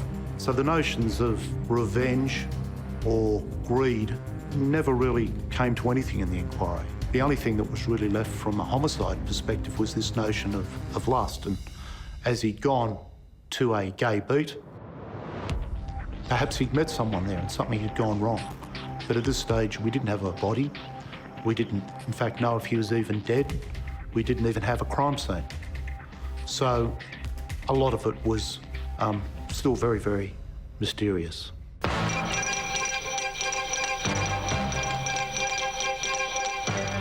Stephen Dempsey was last seen alive by a workmate on Tuesday. Police found his abandoned car at a Narrabeen reserve. We would be seeking the assistance of people who frequent the reserve at Narrabeen. I'm sure a lot of people would have been there and seen this motor vehicle there over the last couple of days. I take my dogs walking down the Deep Creek nearly every day, and last Thursday the dogs were playing in the creek and they came out with a boot. I also found some sunnies down there as well. Thursday was the 4th of August, 2 days after Stephen had gone missing.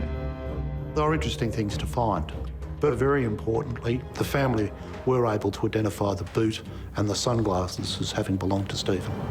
The fact that those items were recovered was fairly strong evidence that he had met with some form of foul play, and that we were looking at more than just a case of a missing person who didn't want to be found. As a result, the search went into the murky waters of Deep Creek. Given the fact that we couldn't find a body, we couldn't establish a crime scene, the creek was a very, very obvious area to search, and the best people to conduct that search were the police divers. What they found was a potential murder weapon.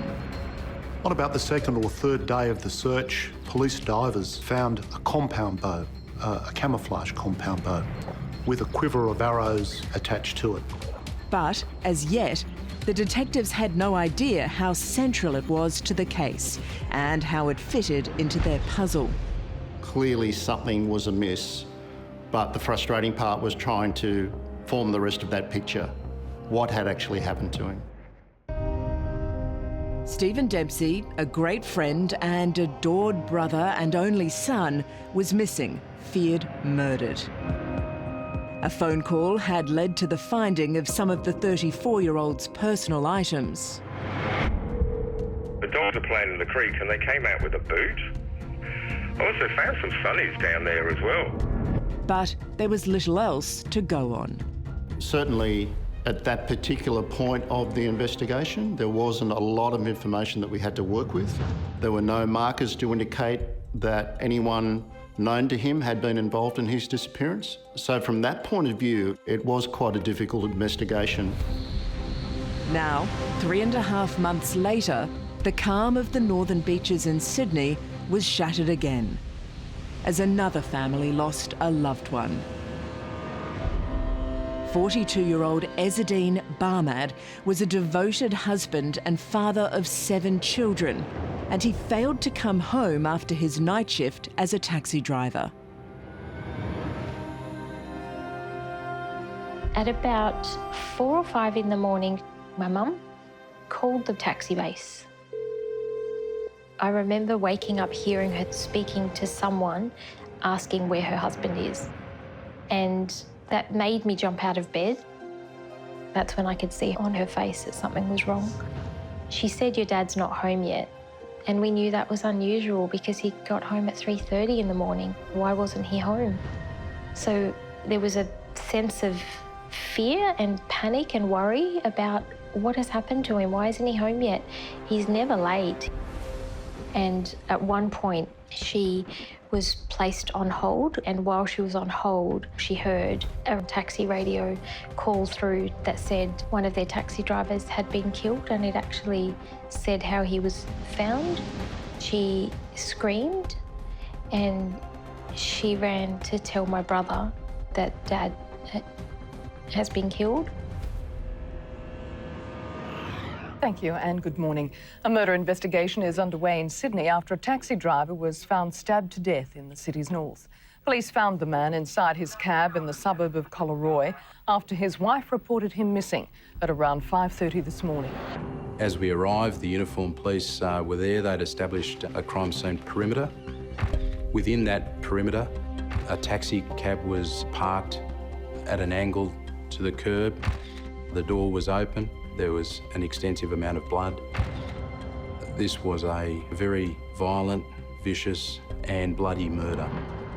What police didn't know yet was that Ezzedine's brutal murder was directly linked to the Stephen Dempsey investigation, and the blood found in the car would be key. Following the autopsy, we knew that Ezzeddine Barmad had been stabbed some 37 times. His throat had been cut, and the cause of death was a stab to the heart. There was evidence of blood spatters in the front of the taxi, but importantly, it was also observed that there were blood spatters in the rear of the taxi. Obviously, that's an extremely important focus because in a violent encounter, there's always the prospect that the offender would also be injured. Amongst the blood-soaked taxi, one smear on the steering wheel that was a slightly different colour from the rest caught the forensic team's attention. Upon further investigation, it was actually revealed that that smear contained 2 blood types. One blood type was that of the deceased, Ezzeddine Barmad, but the second blood type was from an unknown person. Then, 2 streets away, the police found the keys to the taxi. There was blood found on the tag of those ignition keys, and there was also a palm print discovered embedded into the blood on that particular tag. That blood was a 3rd blood type, so police were potentially looking for 2 killers. But who were they? And why was the 42-year-old father of 7 the victim of such a gruesome murder? Was it a drug-fueled frenzied attack? Was it a cold, targeted murder? Was it an alcohol situation where things got out of hand, resulting in the death of a person? An obvious motive to examine in the first instance is robbery. However, the fact that we recovered some $276 in cash on the person of Ezzeddine Barmad led us to believe at that particular point that robbery probably wasn't a motive for this offence. So after we discounted robbery as being a motive, we looked at the victim himself, Ezzedine Barmad. Dad was born in Lebanon. He moved to Australia for a better life. The way I would describe him is that he was a gentle soul. He was so kind and so considerate, and he really loved being around people. But his biggest passion was his family. Diane was only 14 years old when her loving dad was brutally taken away from her and her 6 siblings. There are some memories that I have of him when we were kids. We would wake up in the morning and find a chocolate bar near our beds because he'd picked some up at the service station on his way home and, delivered one to each child as a surprise. So, we didn't have much money, but he always did his best to not allow us to see it by giving us things that we wanted. Diane's father's brave struggle for life in the back streets of Collaroy was only a 10-minute drive away from Deep Creek, where Stephen Dempsey had disappeared, presumed murdered. For such a quiet community, one murder was disturbing, 2 within 3 months of each other was unthinkable. So you come back to this motive of lust. Both men appeared to have just been killed for the sake of killing them. As the search for the murderer of Diane's beloved father continued, I thought this was a monster. I thought there was a crazy person out there. the investigation into the disappearance of Stephen Dempsey had gone completely cold. But then a phone call provided a shocking breakthrough. Yeah, hi. Look, I've just come back from my morning walk down Towers Bay and I'm seeing something really weird in the water. You know, like that skin or something. It might have been, I don't know, a torso or something. We received a call at the office. The torso of a male had been washed up at the shore in Towers Bay Pittwater. Freaked me out. I didn't know what to do. I had a closer look. It seemed to be wrapped in wire. The torso had been quite meticulously wrapped in chicken wire with rocks attached, obviously in some attempt to weigh down the body. But obviously the torso had floated to the surface and been blown to Towers Bay. The torso had been found at a spot in Pittwater, only 40 minutes away from Deep Creek, where Stephen Dempsey's car had been found 5 months before. Looking at the torso, it was the torso of a person, I thought at the time, who was in the prime of their life. The person had obviously been very tall, and it reminded me a little bit in terms of the shape of Stephen Dempsey in photographs, but the state of decomposition of the torso was such that clearly, in my experience anyway, that body hadn't been in the water for 5 months if it was going to be Mr. Dempsey. The remains were taken to the morgue. There, the wire was removed from the body. There was a large wound that was evidence to the chest, and when we explored further, we found an arrowhead embedded in the torso's heart. It was the same type of arrowhead that police divers had recovered in Deep Creek 5 months before. Recovering the arrowhead was obviously a real turning point. The arrowhead was so perfectly embedded in the heart, it suggested the killer was a skilled hunter. And his expertise didn't stop there. The pathologist noted that the dismembering had occurred with a great deal of precision. He thought that whoever had done that dismember had medical training, or they'd perhaps worked at an abattoir or a butchery to have done the job as neatly as they had. But what was puzzling was the state of the decomposition of the torso. The opinion of the forensic pathologist was that the body had suffered about 3.5 weeks worth of decomposition. Now, clearly that didn't tally with the length of time that Stephen Dempsey had been missing for. So something had happened to that torso in the interim. It hadn't been out in the open. It had been secreted somewhere or hidden. The pathologist was of the view that the body had been kept in cold storage or something similar to preserve it. When the DNA results came back from the tiniest of blood found in the victim's heart, the detective's hunch was confirmed. The torso was that of Stephen Dempsey. We were relieved in a way. At least we knew what had happened to him. We'd gone through 5 months of worrying and wondering what on earth had happened to him. But at the same time, we were just horrified. But what Peter and the general public were unaware of at that time was exactly how Stephen had died. That was deliberately withheld because clearly the only person that would know that information, if it hasn't been disclosed to the public, would be the person who's committed the offence. For months there have been separate mysteries, the disappearance of Stephen Dempsey at a Narrabeen reserve and the discovery of a torso in Pittwater. But today, police have confirmed both are the same. It was a deep chest wound possibly inflicted by a knife which caused Mr Dempsey's actual death, his body then dismembered in a morbid attempt to prevent identification. Anyone with information is asked to contact Mona Vale Police. I'm calling about the guy that was murdered and went missing from Deep Creek. Yes, what can you tell us? Last year I was down there with a friend and we walked past this guy who had a bow and arrow, and when we walked past him I heard a noise and it turned around and I saw the guy and he was aiming it straight at us, and we just jumped out of the way and I grabbed a big stick and I walked up to him and asked, what are you doing? And he said he was just joking and he walked off.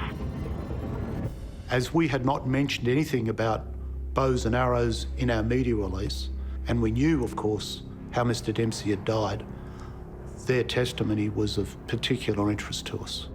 And then there was more. He was about 5'9", 5'10". The caller's hobby and his eye for detail were a godsend for the detectives. I've done some archery and I noticed that the kind of arrowhead he was using was a broadhead arrow. That was the same arrowhead that was recovered from Mr Dempsey's torso, and it was also the same arrowhead that was on the arrows in the quiver that was attached to the bow we found at the bottom of Deep Creek. It was an important bit of information because now we had someone walking through the reserve at Deep Creek in possession of a bow in the very area that Dempsey's reported missing. The detectives were a step closer to their prey, but they still didn't have a name to put to the killer. So they made a strategic decision to release the real truth about Stephen's death. 34-year-old Stephen Dempsey's torso was found floating in Pittwater last December. Today it was revealed he'd been shot through the heart with an arrow. On this occasion, in very, very quick time, we received about 122 different telephone calls concerning people with bows and arrows in the Deep Creek area. So one of the calls was from a local bushwalker that had been in the Deep Creek Reserve and had crossed paths with a man that was described as having a bow in that area. I think words were exchanged. He said words to the effect of, watch out down there, there's a couple of, to use his words, or that person's words, a couple of poofters down the track. Another critical call that came in off the back of that press release was the fact that a kayaker who had been kayaking along Deep Creek had actually seen a male person on the shore with a compound bow. I saw a guy in the bushes with a bow and arrow pointing it at me. I paddled faster to get away, but he just kept aiming it at me, following me, and then he fired an arrow right in front of me. Of those 122 phone calls, 5 mentioned the same person. Richard Leonard, who was someone that had been known to frequent the Deep Creek Reserve, that was known to have gone hunting fish with a compound bow. Who happened to be 5 foot 10 inches tall and used to be an abattoir worker. So clearly at that point in time, he became a real focus of the investigation. The The investigation into the murder of gay man Stephen Dempsey by a compound bow had led to a number of phone calls. He was about 5'9", 5'10". He fired an arrow right in front of me. And the name of a person of interest, Richard Leonard. But when detectives learnt about another phone call made 4 months before, the investigation took a completely new turn. Hi, I'm just calling from St Vincent's Hospital.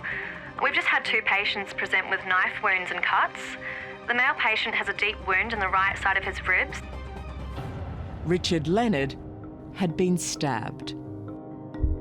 He claims he was attacked and stabbed by a group of Asians in a park. Mr. Leonard presented himself at the hospital with a stab wound to the chest and a stab wound to his hand.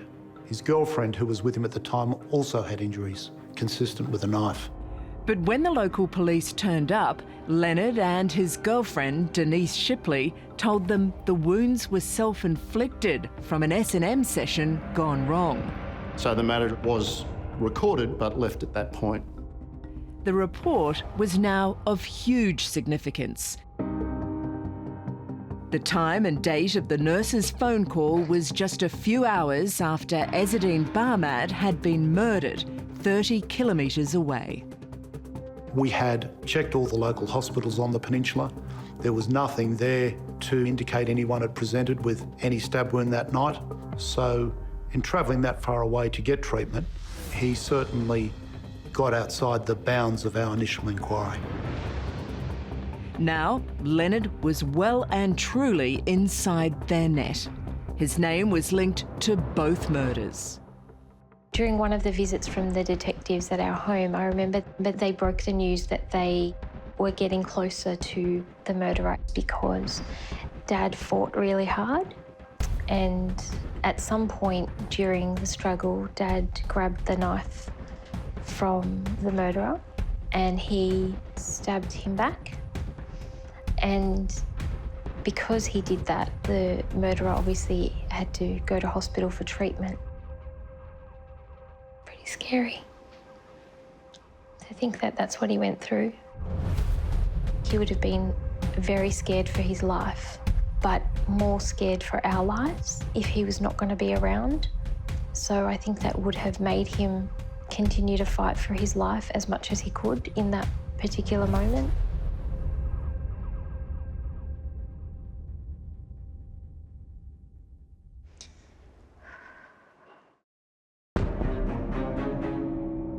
So this is the first time that we make a tangible link between the 2 homicides, and that Richard Leonard and Denise Shipley may have been involved in both offences. As a result, police were granted a search warrant at Richard Leonard's home. Nothing of any great evidentiary value was found, but he agreed to accompany us to Manly Police Station, where we told him we wished to speak to him about the murder of Mr. Dempsey and Mr. Barmad. Our intent at that particular point in time was to purely put the allegations to him. He was completely unfazed, unshaken, and came across as very calm, cool and collected. Do you agree I told you that we were making inquiries in relation to the death of a man by the name of Stephen Dempsey? Yes, that is correct. Do you agree you told me you did not wish to say anything in terms of that matter? Yes, that is correct. Do you agree in other conversations we've had, you told me that you once had a bow and arrow when you were living at Celsius Street, Coleroy Plateau? Yes, that is correct. Do you also agree you told me that the arrowheads you used were arrowheads called bodkins? Bodkin. Have you ever used broadheads? Not at all. Leonard was so arrogant that he thought he could fool the detectives, but they weren't buying it. When they'd visited the house Leonard said he used to live in at Coleroy Plateau, they had spoken to his ex-neighbour. He would often observe Richard with a compound bow in hand, and he would fire hunting arrows at the large tree that was in the backyard of that house. And when the scientific police inspected that tree, they actually recovered a broadhead arrow from the tree trunk. which was exactly the same type of arrowhead that had been removed from Mr. Dempsey's torso.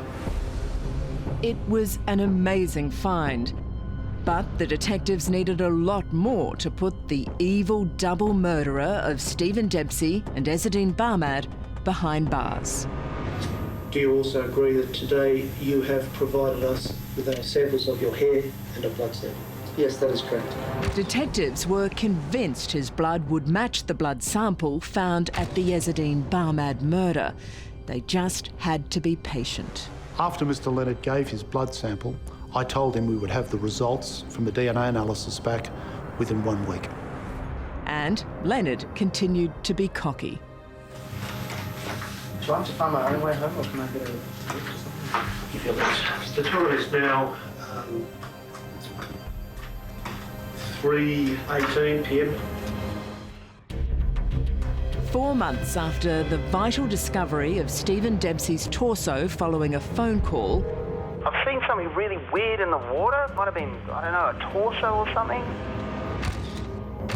and 5 months after the stabbing death of the loving husband and father of 7, Ezzedine Barmad, We've just had 2 patients present with knife wounds and cuts. police were confidently linking the 2 murders to one person, Richard Leonard. But the detectives needed proof that the brash young man who'd come in for questioning was their vicious killer. Do you also agree that today you have provided us with samples of your hair and a blood sample? Yes, that is correct. But before the results came back, Detective Lynch received a phone call that was totally unexpected. I rang up earlier today. They said you weren't there, and I said it was urgent that I needed to speak to you. 6 days after the interview, I received a call from Richard Leonard asking that we come down to the Christian City Church in Sydenham Street, Brookvale, where he was waiting with his girlfriend Denise, and they wanted to speak to us. It was the day before the blood test results were due back. Both Richard Leonard and Denise Shipley presented themselves to the local pastor and confessed that they'd both been involved in the murder of Stephen Dempsey and the murder of Ezzedine Barmad. Aside from his shaved head, which was part, he said, of a cleansing, tell-all ritual that he'd been through, one of the most appreciable differences I saw in Mr. Leonard when I met him on that second occasion at the church was that his demeanour had changed almost completely. He'd gone from very controlling to very contrite in a short period of time. But his repentance was not an apology. I understood what he was doing when he was doing it, because the next day he was going to be wanted. It was a perfectly logical thing to do, because the ego, the massive ego that he had, he was smarter than everyone else in the world. I don't think his ego would have been capable of putting up or living with the notion that the police had actually caught him. So Richard Leonard and his girlfriend Denise Shipley were arrested and brought back to the police station for a long night of questioning. In relation to the murder of Ezzedine Barmad, Mr. Leonard said that he and his girlfriend had gone to the city that night. We had what's called a brown microdot, which is a form of LSD.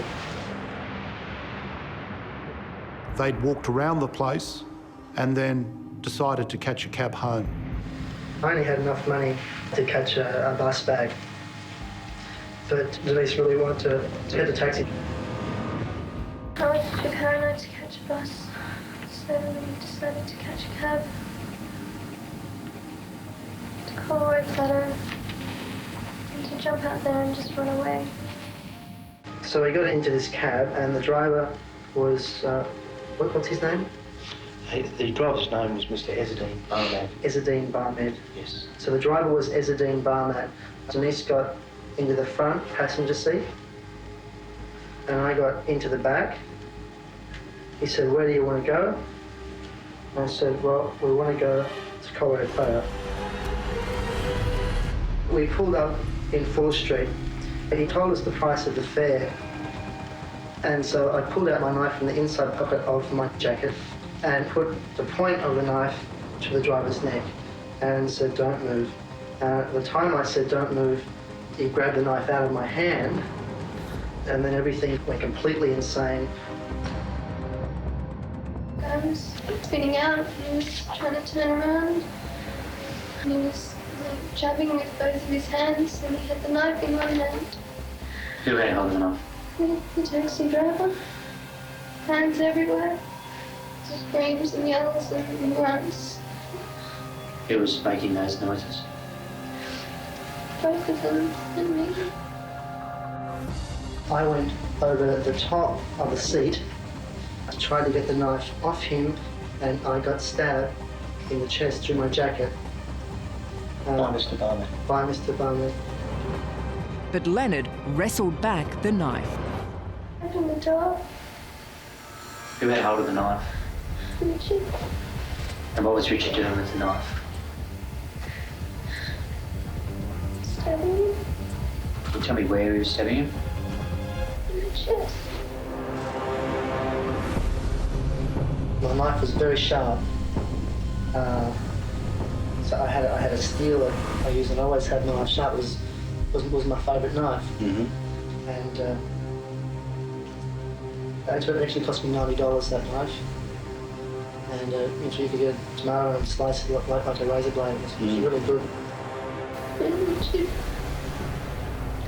held his head, cut his throat. It would have been 2 or 3 weeks, something like that. It went through very easily. What happened then? And as I was getting out, Denise came in and she took the keys out of the ignition because the engine was still running. And I said, "Run." Mm-hmm. Having killed Mr. Barnett, Mr. Leonard and his girlfriend Shipley ran down the road.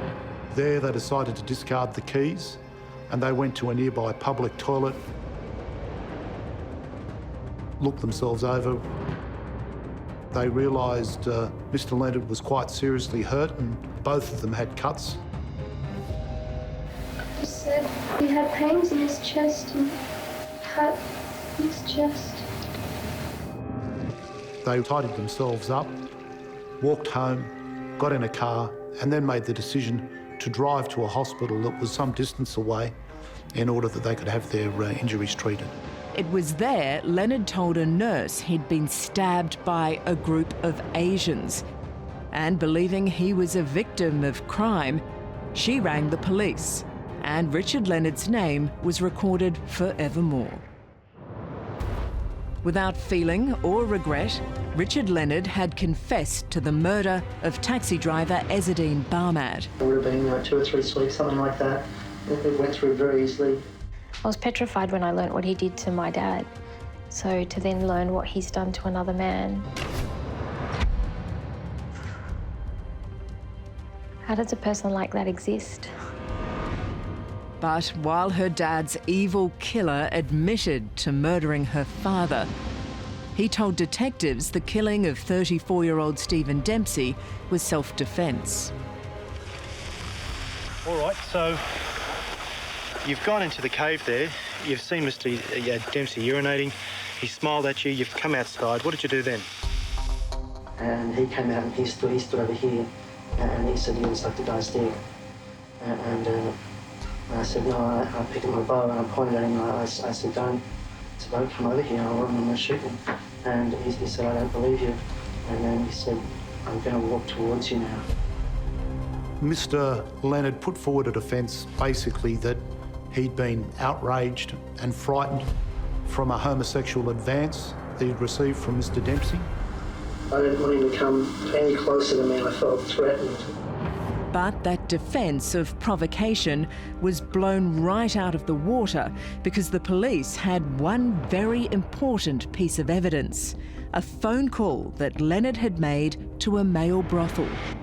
Alexander, can I help you? Yes, hello, my name is Richard. I'm just wondering if you have any positions vacant at the moment. Yeah, we're always looking for people. Have you worked before? No, I haven't actually. Do you realise it's male to male, most of our work? I do realise, yes. Right, okay. Well, the guys ring up and think it's male to female. What do you look like? Okay, I'm around about 5'10". Athletic build. Right. Around about a 6-inch cot.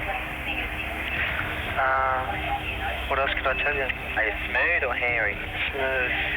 When can you come in for an interview? The afternoon of that call, police saw Leonard head to the brothel and leave an hour later. So we knew that the feigned outrage that he was showing with regards to a homosexual advance that he'd received from Dempsey really didn't weigh up to be too much. Okay, thanks. Okay, Richard, we'll speak to you then. Okay, bye. I let go of the string and the arrow went into him. And then I realised that this guy's dead. Mr. Leonard told us that he removed the shaft from the arrow. And then I picked up my bow and I threw it into the water. And then rolled the body into Deep Creek where he left it. And then, of all things, he went to his mother's birthday party. After celebrating with his family, he returned and removed Stephen's body from the creek and callously dismembered it. And I cut around the leg and then I cut up into the joint. I don't think, unless I worked in an abattoir, I don't think I would have been able to do what I did. Leonard then took the body parts home and put them into his fridge, which he later revealed to his girlfriend. I said, there is a person getting in the fridge. I said, there's a man in the fridge. What did you say to that? I didn't say much for a while. Yeah, she was quite shocked. Did you believe that Stephen Dempsey's body was in that refrigerator? The first reaction of one in that situation would be to notify police. But she conceals the fact that those body parts are in the fridge. She knew they were there and she continued on as if life was normal. But I certainly do think that she was under somewhat of a spell, captivated and driven by Leonard at the time. Whose idea was it to remove the body from the refrigerator? I should see he wanted to get rid of it. Why did he want to get rid of the body? He said he was paranoid because of what happened that night with the cab driver. I got to go for a walk and I carried two parcels in sheets down and put them into the boat with wire ties and a pair of pliers. And what were those two parcels you were referring to? They were the remains of Mr. Dempsey. He then left Denise Shipley on the shore and he motored out into the middle of Pittwater and disposed of Stephen Dempsey's remains in the water, obviously in the hope that they'd never be discovered. 3 weeks later, they were. I've seen something really weird in the water. It might have been, I don't know, a torso or something. That call sparked a chain reaction of other vitally crucial phone calls. He was about 5'9", 5'10". Which led to Richard Leonard's name, and the police then knowing he had gone to a hospital on the other side of town suffering a stab wound. The male patient has a deep wound in the right side of his ribs. That call was very fortuitous for the inquiry. From that, we were able to link his involvement in both murders quite quickly from a single piece of evidence. Sydney double murderer Richard Leonard has been sentenced to spend the rest of his life in jail. Psychiatrist Bruce Westmore said there was no doubt Leonard was a psychopath. The only known cure was hope. Outside, the families of both victims comforted each other. I'm very happy for this sentence, yeah. I love to see him, suffer, like us, like the children he left behind. The murderer actually pled guilty to killing my dad. So the trial that we attended was the trial for the murder of Stephen Dempsey. I remember hearing evidence that he showed his girlfriend the body of Stephen, and she didn't run away. She stayed there. That was before my dad died. And so that's why I just... Had Denise Shipley spoken up, Leonard would have been under arrest. He would not have caught Diane's father's taxi that night, and her father would still be alive. There was another person in the car that day. There was another person who contributed to my dad's murder. She only got 8 years. Denise Shipley pleaded guilty and was convicted of being an accessory after the fact for both murders. She has served her time. Richard Leonard will stay behind bars for the rest of his life, never to be released. On the day that Dad died, before that, our life was pretty amazing. We were happy, we were close, we did everything together. And the day he died, the world stopped and shifted and everything changed. It's like the world changed on that day.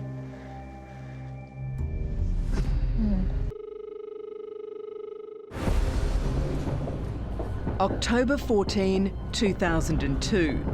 400 people were working in the city centre building in Adelaide.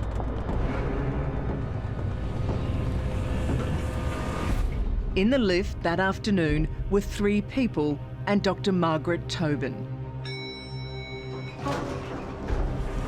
2 of them exited on level 7, and Margaret's journey to the next floor was her last.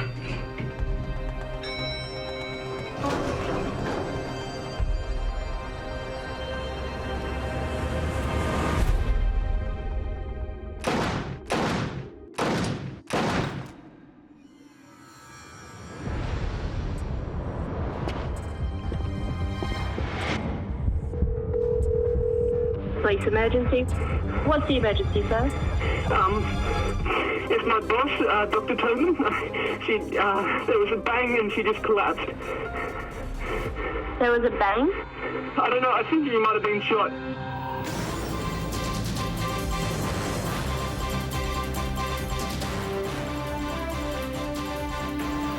Dr. Margaret Tobin, South Australia's Director of Mental Health, shot at close range as she stepped out of the lift. She said, Margaret's been shot and they couldn't save her. I just kept thinking, maybe this is just not real. This is something you see on TV. It's not really happening and it can't be my sister. It can't be. She can't be dead. They tried to save her and they couldn't. I first heard about the shooting from my boss of the time. I was in a cab. She called me to say, don't come into the building, Margaret's been shot.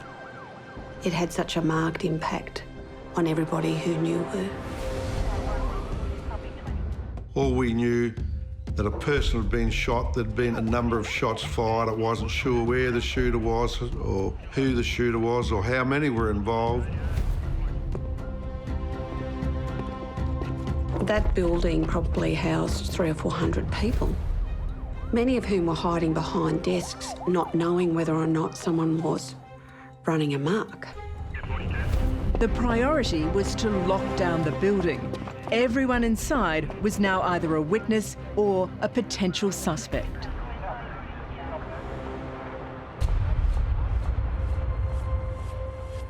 And while every person and bag was checked, Mick Standing was on level 8, trying to form a picture of the brazen killer.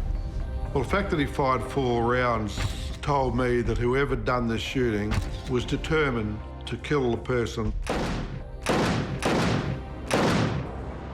You don't fire 4 rounds in the hope that someone's going to. They really wanted to put Margaret Tobin down. We were certainly dealing with a person that knew how to use a handgun.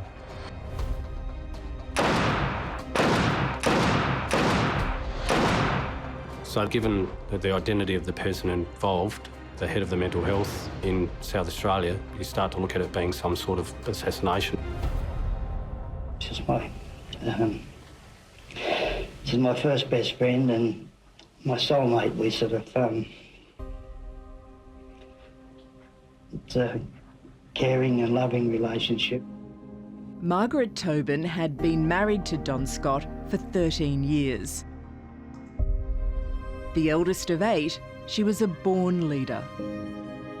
She knew what she wanted to be when she grew up, from the word go, and she said, I want to be a doctor, and she did. At the time she was gunned down, Dr. Margaret Tobin was working tirelessly to improve the lives of the mentally ill. But while she was a breath of fresh air for many patients and their families, there were those who didn't like her challenging their old institutional ways. Margaret was very passionate about her role and she took her job very seriously and she made enemies in her job. We know that. And a lot of people didn't agree with what she was doing. Margaret got under the noses of a lot of people, say, yeah, you were looking at the possibility of disgruntled clients, disgruntled employees, ex-employees. Who would know? The police were at a loss. Not one person on the 8th floor where Margaret Tobin had been shot could give any clue as to what the killer looked like. It's frustrating the fact that no one saw anything. You think to yourself, gee, if that's the way this is going to run, we've got a difficult investigation. Worse still, there were no electronic eyes in the building. There's CCTV surrounding the building, CCTV in Rundle Mall, but the building itself, there's none, so certainly you can't get a good identification of what's happened in the area. So police went back to those who were with Margaret on her fatal journey, hoping they'd remember something. Think about how many times you've been in the lifts and described the people in there you didn't know. No one takes any notice. You get in the lift, you go to where you're going, and that's it. Fortunately, someone did remember the stranger in the lift. His information then led to an identikit photograph being produced. Police want to speak to this man who travelled in the same elevator as Dr. Tobin. It's possible the killer was a professional hitman. The bearded assassin had also been seen earlier that day by Margaret's good friend. I remember quite starkly going to get my coffee, and it was drizzling with rain. And I got into the lift, and this chap got into the lift. He was standing next to me, and I looked at him, and we had eye contact, and we actually made conversation about the weather because he had raindrops on his jacket. And I was thinking he was a courier, you know, something like that, because his jacket was bulky. And then I got out on the 7th floor. In hindsight, it came to me that he followed me into the lift to actually ascertain whether I was Margaret. And clearly he was either casing the joint or he was stalking her. Dr. Margaret Tobin was an inspiration for the many who wanted to see change in mental health. She was also an adored big sister. Margaret was a very caring and very loving person and very encouraging towards me to make the best of myself. Now her tower of strength was gone. Margaret was dead. Blatantly shot 4 times in the back, and police were at a loss as to who murdered her. The person who is responsible for the shooting, we don't know who he is. We do not have a suspect at this time. All they had was an identikit photo to go on. I cannot tell you how the killer made his escape. Where he was now was a mystery, And according to the hundreds of calls coming in from the public, he could be anybody and be anywhere. There was a lot of information came in from the public. At that stage, we were following everything and anything with a hope of finding the shooter. And you always hope for that, for one crucial call that's going to turn the course of your investigation, and we got it. It came through. I saw a person matching that identikit, and I think he dropped a gun. When the identikit shot came up on the news, my immediate reaction was, that's the guy that I saw. Bob Champion was working at the Brisbane Convention Centre 6 months before Margaret Tobin was shot. On that morning, I slipped out of the conference room out onto the terrace between the hotel and the convention centre to have a cigarette. I heard a strange clattering noise on the ground behind me on the concrete, and I thought that sounded like a gun. So I spun around and had a look in that direction and locked eyes with a gentleman who was squatting down on the ground, tucking something back into the back of his trousers. Bob was a sound engineer at the time and commented on the sound that object made, that it sounded like a gun falling onto the ground. I'd recently just been working on a movie where there were a lot of guns involved, and I was listening to them being dropped on concrete on a regular basis. So it was a sound that was fairly in the fore of my mind anyway at that time. The manic look of the man was also unforgettable. He looked a bit wild. You see the whites of people's eyes and you get that impression they're either terrified or they're about to kill you or something. So my immediate reaction was, don't look at him anymore, turn around, which I did. But the incident had happened 6 months before Margaret was shot and over 2,000 kilometres away from Adelaide. The questions are, is this even related? Was Dr. Tobin in Brisbane? And it just opens up a whole series of questions.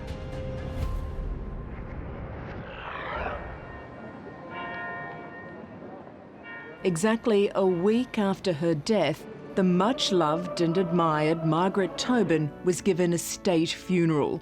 Many were there, including the police, and perhaps her killer. The whole cathedral was surrounded by police outside and on the inside. It was necessary because they hadn't found who'd done it yet. But that took away that personal perspective of a family funeral. That's the part I found really hard. In an often thankless role, she was making a difference for the most disadvantaged and alienated people in our community. Getting others to see her vision was a constant battle. But she had always ploughed on. She wasn't worried about getting people off site. She was just worried about doing a job and doing the right thing. Otherwise, she wouldn't have done it. Dr. Tobin was implementing some changes in the mental health system in South Australia. As a result of that, 2 brothers were nominated by Mental Health Services as being priority people for investigators to check. They'd been involved in some incidents at a mental health hospital. Their general description fitted the photo fit, and so that heightened the need to actively check that information. There was also the firebombing at a mental health institution, and there was a lot of hate mail that was delivered to mental health that revolved around Dr. Tobin's changes. We had to investigate all threats that had been made against Margaret Tobin. I don't think it numbered 100, but it was pretty close. But by far the strongest lead they had was the phone call that alerted the detectives to the strange goings-on of a man in Brisbane. The bearded, long-haired man not only fitted the identikit, but he had allegedly dropped a gun. After the incident out there on the terrace, I reported it to the security at the convention centre. They went out through the back way and down, and they were able to get a glimpse of him getting into his car. They took notes and logged it down in their incident book. Police also discovered that on the day this man was sighted at the convention centre, Margaret Tobin was a keynote speaker at the conference there. Once I had the information that Margaret was at the conference, we had to identify the person who dropped the gun,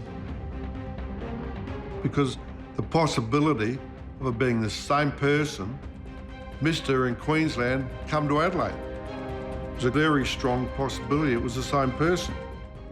Dr. Margaret Tobin had been laid to rest in Adelaide, but questions about her callous murder were still unanswered. We said, who is it? Who was it? Margaret was doing such a great job. Why would someone want to kill her? Someone shot her in the back 4 times. Like, that can't be an accident. The police agreed, and in response to their television appeal about the assassin, there were hundreds of calls and leads. But one from Brisbane was gathering speed. Bob Champion thought he recognised the man from the identikit, even though he saw him 6 months earlier. I saw a person matching that identikit, and I think he dropped a gun. Now, as a result of Bob's keen ear and the convention centre security guard's sharp eye, the police had a registration number of the car the man with the gun left in. Once we had the registration number of the car that this weird person Bob had seen had run to, we established that that was a hire car. We established that it was hired in Sydney. We established the name of the person who'd hired it. The car had been hired by a man by the name of Eric Gassy, who looked remarkably similar to the identikit of the man in the lift. When police did a background check on the 46-year-old, they found no criminal record. However, he did have a gun licence. But what really caught their attention was where he used to work. His previous occupation came to light as a psychiatrist, and then his previous employment placements became known, and St George Hospital was one of those. And Dr. Margaret Tobin had also worked there at the exact same time. We found that Dr. Tobin and Gassy both applied for the same position at the St George Hospital, and Dr. Tobin had won that position over him. Gassy then, suffering from mental and physical stress, took time off work. But before he returned as a psychiatrist dealing with vulnerable patients, Margaret Tobin asked the medical board for an assessment of his mental health. As a result, Dr. Gassy was diagnosed as being delusional, paranoid and out of touch with reality. And he was subsequently deregistered. But Gassy's deregistration occurred 5 years before Margaret Tobin was shot. The thought process is that there's a motive to kill Margaret Tobin, but that's a big grudge for someone to hold. So the phone call about the man with the gun had proved to be the breakthrough they needed. But there was still a ton of work to be done to connect the deregistered Gassy to his ex-boss's cold-blooded murder.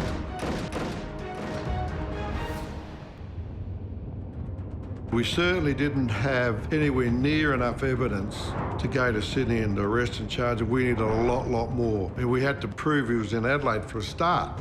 One of the first things detectives did was to see if Eric Gassy might have been following a pattern. So we set out to do inquiries with hire car companies, and that was based on the use of the hire car in Brisbane. Their hunch paid off. Gassy had hired a car near to his home in Sydney.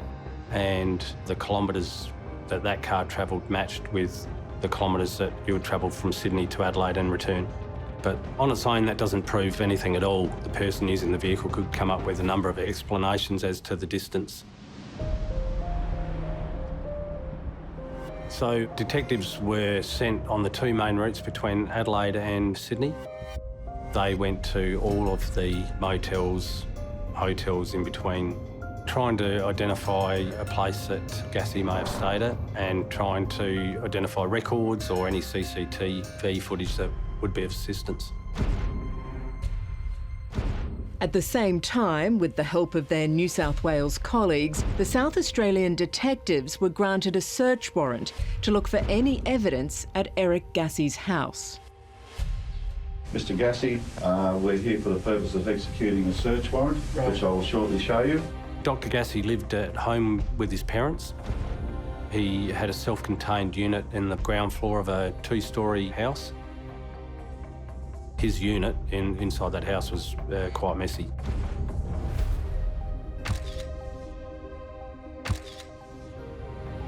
Gassie was present during that search and he remained calm, didn't appear nervous at all. Interestingly, he was clean-shaven. I just thought that he was going out of his way to be too cool, too calm. That's what I thought, because the police come to your house and they say, we believe you've committed a murder, we're going to search, and you stand there with your arms folded and say nothing. Not a normal reaction. Perhaps it was because Eric Gassie knew about the phone records. During the course of the investigation, one of the things naturally you do is we looked at his phone records. And there was a call on the record coming from the premises on the night of the murder. At 7:33 on that night, an 18-second call was made from the phone in Gassie's house. The only person at home or that had been at home during that period was Dr Gassie. His parents were overseas. If the deregistered doctor had been home and made the call at that very time, then he couldn't have shot Margaret Tobin. If we couldn't prove he was in Adelaide, we couldn't charge him with murder.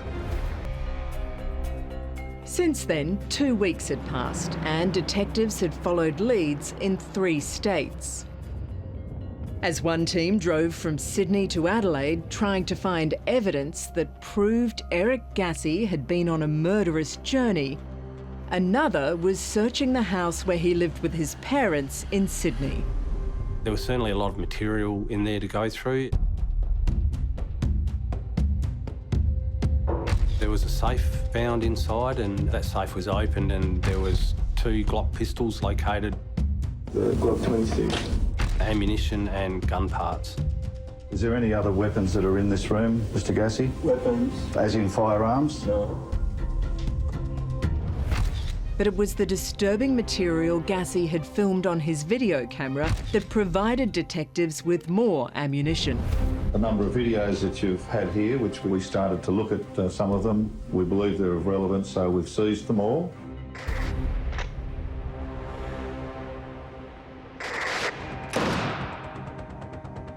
The footage showed the paranoid and deregistered psychiatrist firing his Glock pistol at a target only a few metres in front of him. An assumption you could make is that he's looking at the way he's shooting. He's trying to see if there's any faults in his method. There's not too many other reasons to take that sort of footage that you could think of. In fact, the videos showed Gassie's aim continued to improve and he became a deadly shot. The evidence that we were gathering showed that he was developing his skills to follow people, to get close to them and to shoot.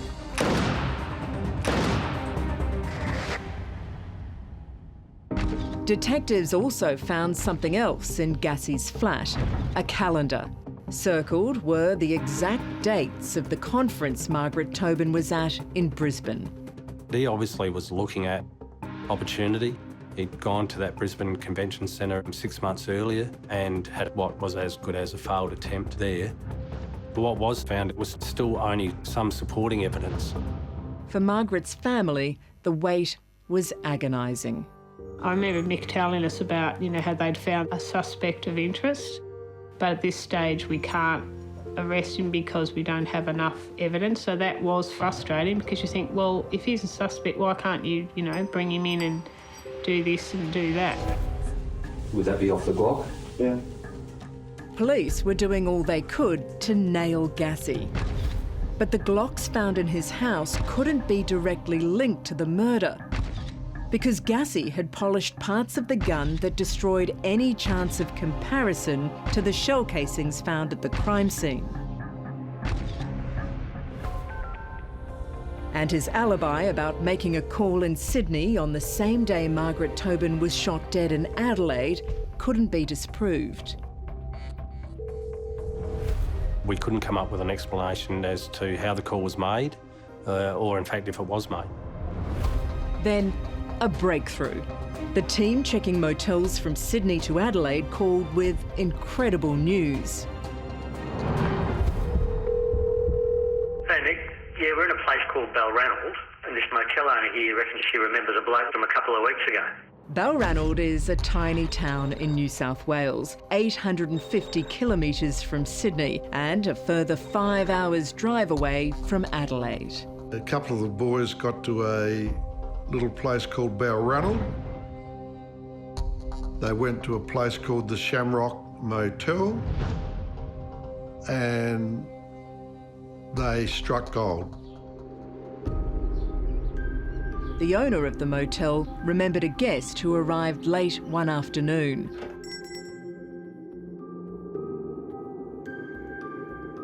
When he booked into the motel, the owner was suspicious of the way he looked.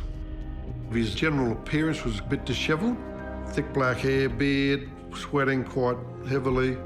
The owner was concerned about him, so she gave him an older room, number 17, in case he trashed it. She was certainly suspicious of him and his demeanour and his behaviour, that's for sure. And that's why he stuck in her mind. He signed the register as David Pays. We had to establish who this David Pace was. There was 2 or 3 people, but they weren't in the country. They weren't even in Australia at the time of the murder. When the owner of the motel was shown a photo lineup, there was no doubt who it was. It was obvious that the person who signed himself as David Pace was not David Pace, and in fact it was Eric Gassi. That was the afternoon of the 12th of October, 2 days before Margaret Tobin was murdered. But again, it wasn't enough to make an arrest. Yeah, so look, we're going to stay here tonight and we'll push on towards Adelaide tomorrow and see how we go. All we've got is a fellow called Eric Gassi, who was at a convention in Brisbane where Margaret Tobin was, and at Balranald a couple of days before a murder. Coincidence? Well, you know, please yourself what you think, but I know what we thought, but we had to get him in Adelaide, and that was the next step, was to prove he was in Adelaide. It was essential. What the detectives had also discovered at his house was troubling. During the search of his unit, there was a number of papers located, or in fact a folio of papers located. There's two items with some cut-out pictures from what could have been magazines or whatever, and there's some handwriting. Amongst those was a list of psychiatrists. They were on sheets of paper with pictures and handwritten notes. All of those featured were involved in one way or the other with Gassi's deregistration. Is that your handwriting on those documents? Looks like it, yeah, it is. Gassi had a list. Margaret's name happened to be at the top. And there were a number of individuals on the list who he thought were responsible for what had happened, which was a frightening thought. It did add extra concern to the investigation. We were definitely worried that others would be at risk when that list was found. It appeared that Margaret Tobin, a woman who championed the rights of the mentally ill, was herself a victim of a deranged and delusional mind. I think Gassi blamed Margaret for the loss of his psychiatry registration. Margaret was just doing her job, managing him out of that work environment because it was unsafe for the patients. And then pays with her life for that.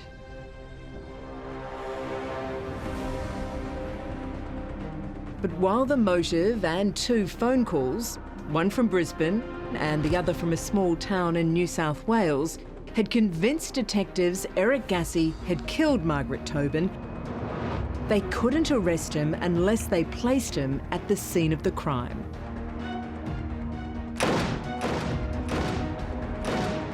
Luckily, they were getting closer. In the small country town of Renmark, 300 kilometres away from Adelaide, one of the residents who had been following the investigation on TV suddenly found himself part of the puzzle. We watched our news and heard about this incident in Adelaide. There'd been a murder, it had happened in a government building, and it was a bit of a shock. Brenton was the owner of the local petrol station. His was one of hundreds whose footage had been obtained by police on their road trip. They told me at the time they were looking for evidence of this guy that had committed this murder in Adelaide. It may be just that he got fuel at the service station, so that was fine. I gave him 2 weeks' worth of tapes. Amongst the hundreds of hours of CCTV footage, it was 10 minutes of that found at Brenton Station that roused the detectives' interest, and they were on the phone straight away.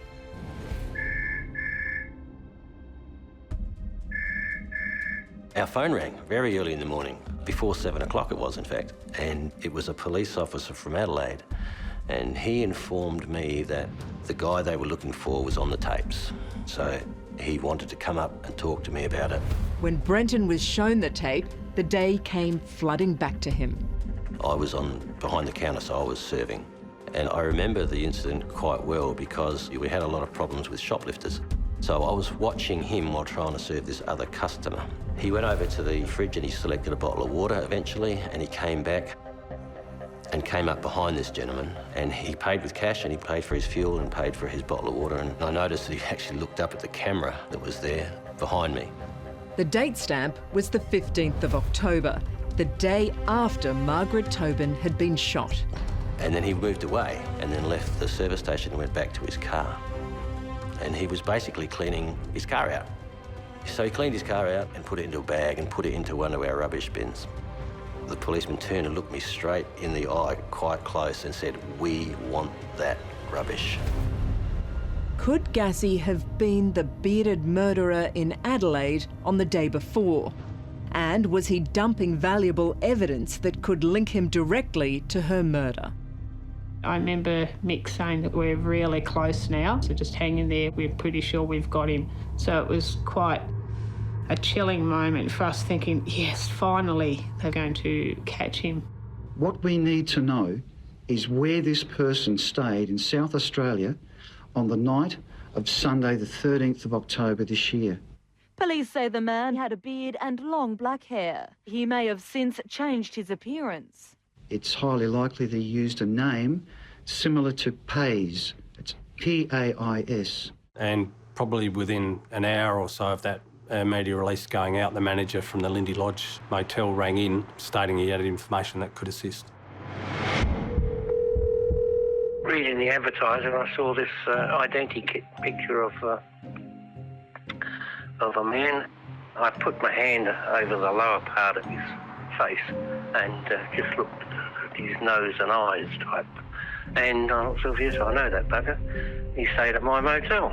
He provided information that a person of a similar description, using the name of Pace, had stayed at his motel.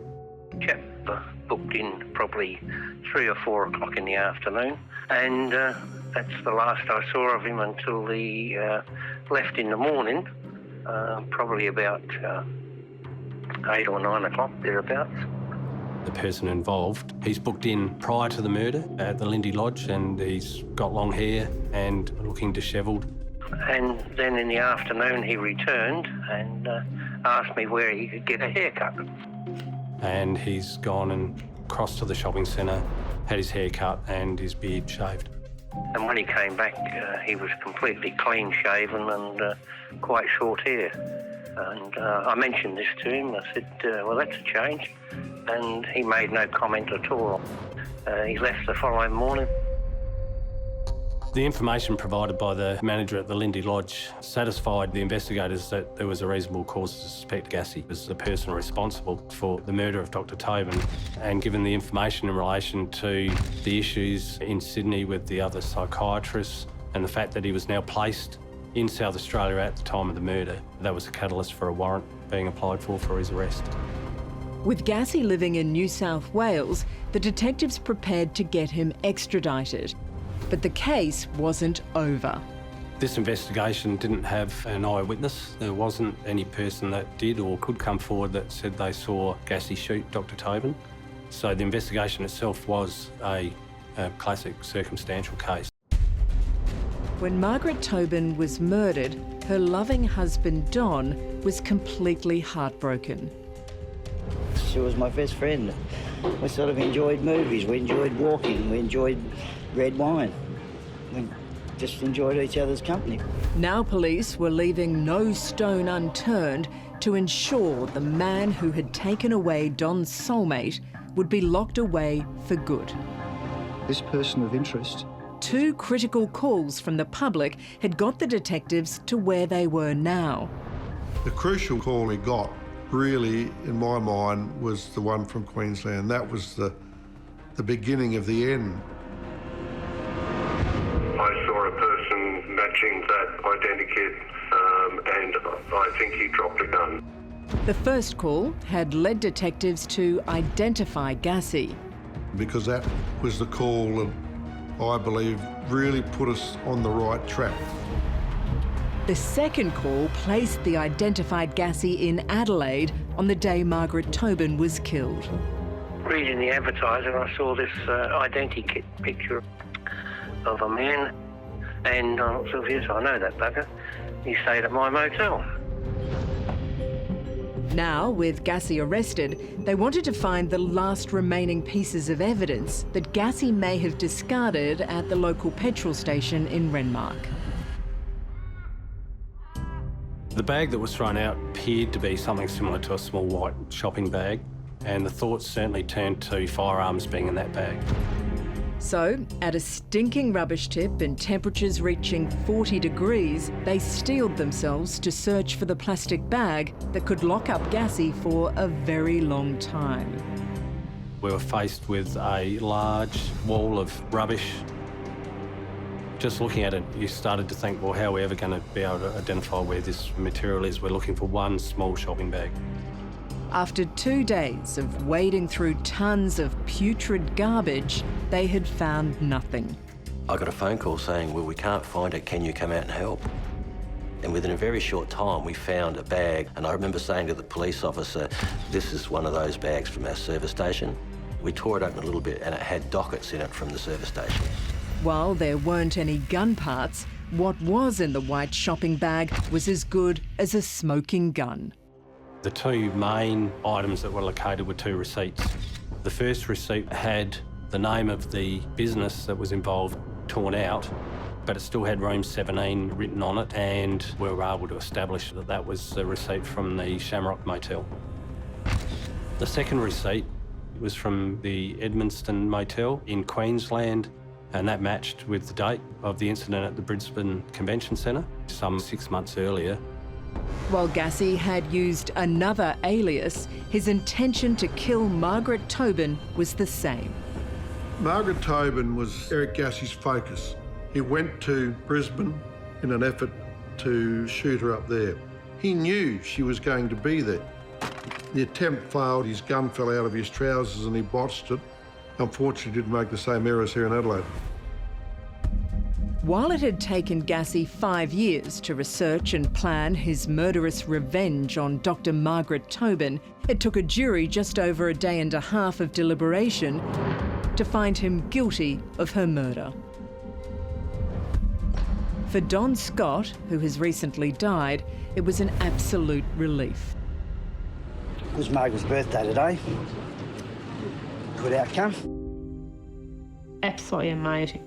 The fact that the whole case was based on circumstantial evidence, I think it was just really amazing.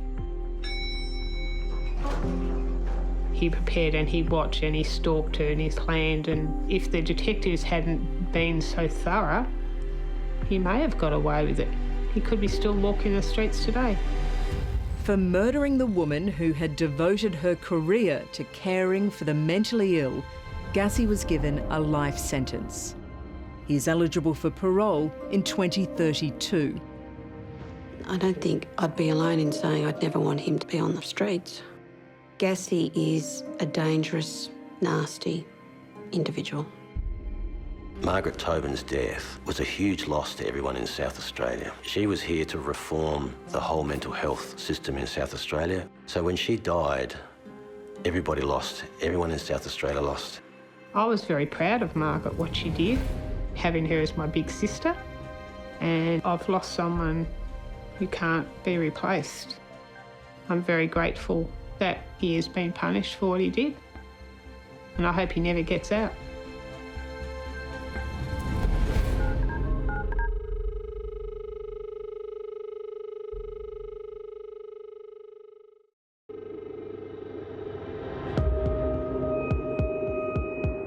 In the town of Innisfail in far north Queensland, Doug and Sherry Meyer were anxiously waiting for their 17-year-old son Gabe to return home for dinner.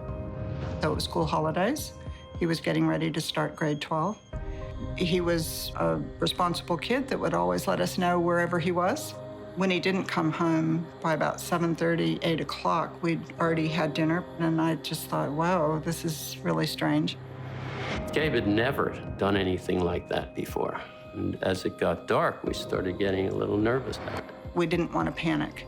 We did try to lie down, and I was kind of up and down through the night, checking his bed, seeing if he'd come in, and I didn't hear him.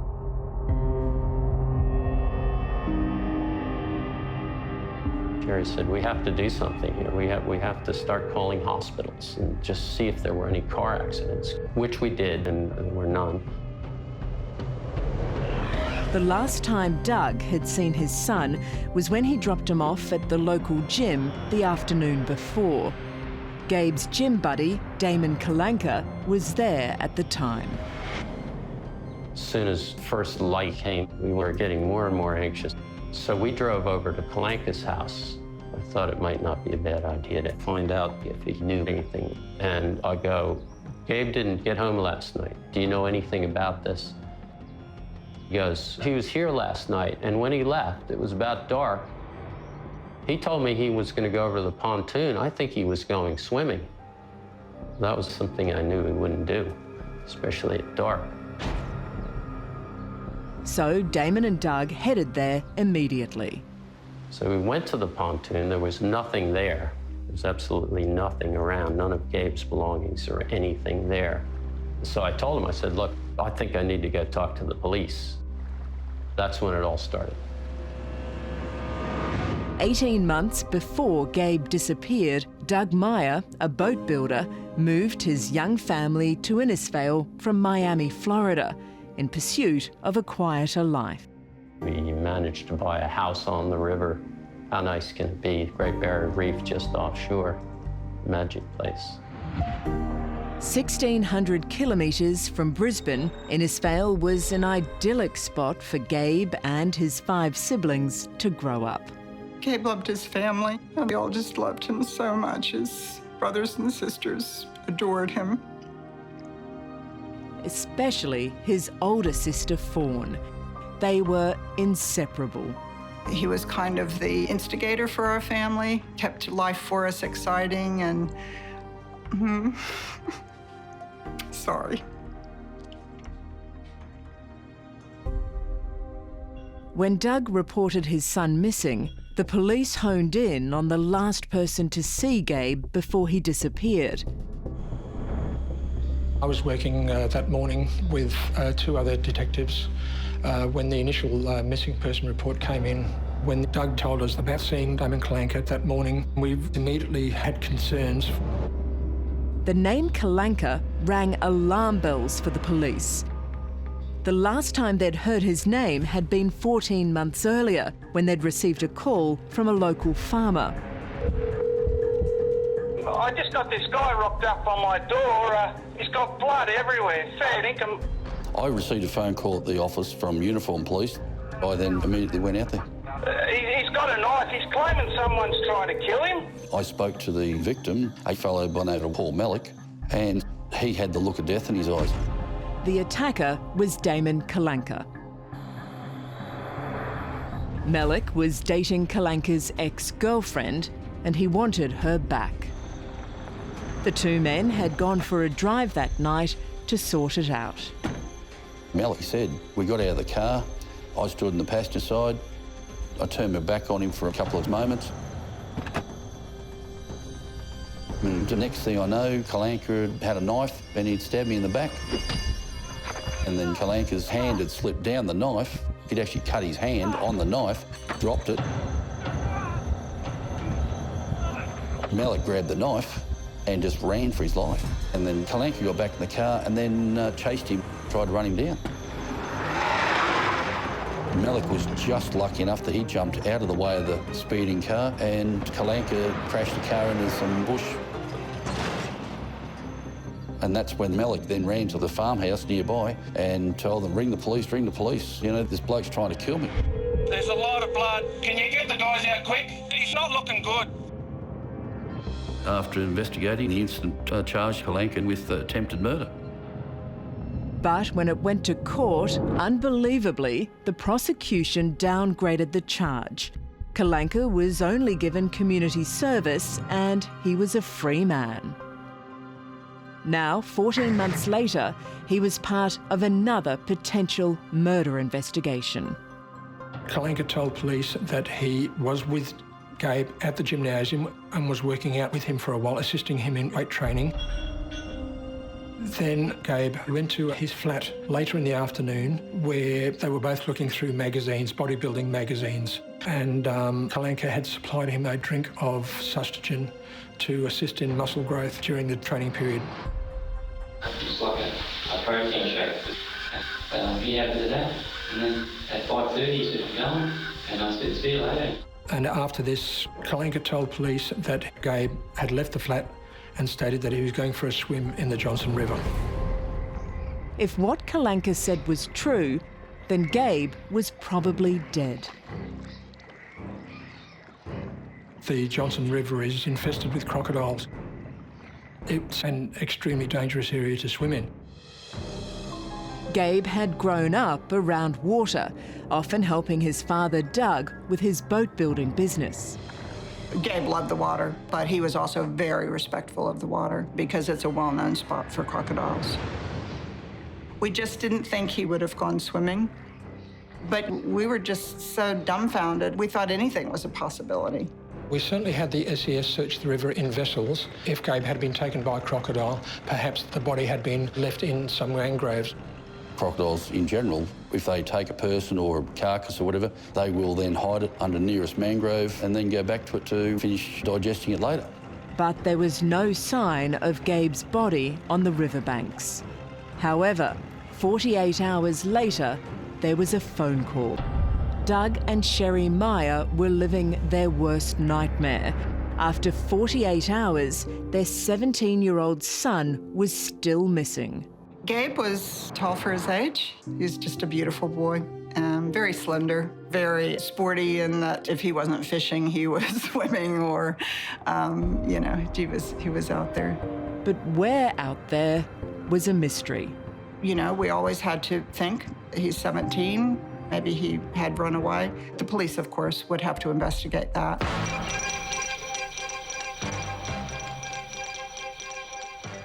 We'd just like to tell him that we love him, and we just we just want him to let us know if he's safe. And, give us a call, no matter what. We really love him. We love you, Gabe. The response from the public was huge. There were different phone calls coming through on many sightings in Cairns, possible sightings at the Gold Coast. But one phone call in particular brought the investigation back to the crocodile-infested river. Yeah, so my boyfriend and I went down to the pontoon recently and I did see some stuff down there. There was some shoes, definitely a bag, and possibly a towel. The description given sounded like they were Gabe's. They then threw them into the river. I'm really sorry. That action frustrated the police. But they learned from the caller that those items were seen on the 12th of January, the exact same night that Gabe disappeared. The police rang and we were told they had been by the pontoon, which is where Kalanka had said Gabe would have gone swimming. We were still really dubious that he did go swimming, but we did have to consider it. We decided to have a search of the actual river itself. We did this in case Gabe was silly enough to go for a swim and had been taken by a crocodile. And the only way we could do this properly was to utilise police divers. The Johnston River was so dangerous that police had to set off explosives to scare off any man-eating crocs before the divers could go in. Quite amazingly, within 30 seconds of the divers submerging to commence their grid search, one of them surfaced holding a watch. It was quite extraordinary. I immediately returned to the Innisfail police station where Gabe's parents were. And I could see their faces. As soon as they were shown the watch, their faces fell. And we went in there and they had Gabe's watch. Obviously Gabe's. They also found his shoes and knapsack washed up on the shore near the pontoon. So it opened up many questions for the police. Was Gabe alive somewhere, in danger, or dead? The only thing they knew for sure was that his last known whereabouts was with Damon Kalanka. Gabe was a beanpole, you know, that age where you're growing tall and not filling out quite enough. And Kalanka was a weightlifter, so it was pretty easy to talk Gabe into doing weights. Gabe's sister Fawn also hung out at the gym, but for a whole different reason. She told us she met this guy and that he'd kind of followed her around a bit, and she thought he was nice, you know, and they'd talked at the gym. He was a good-looking guy, muscular, healthy. Clean-shaven, neatly dressed, took care with his appearance. He didn't drink alcohol and he didn't do drugs. And the two began to date. He was 26, Fawn was 19. I was going with his sister, and her brother comes to the gym, and I see him at the gym all the time, and I've been just close friend from at the gym. But we felt he was really intense. I don't know, he was just being too nice. You're in line for all kinds of surprises with a daughter, you know. You kind of have to go along with her decisions in life.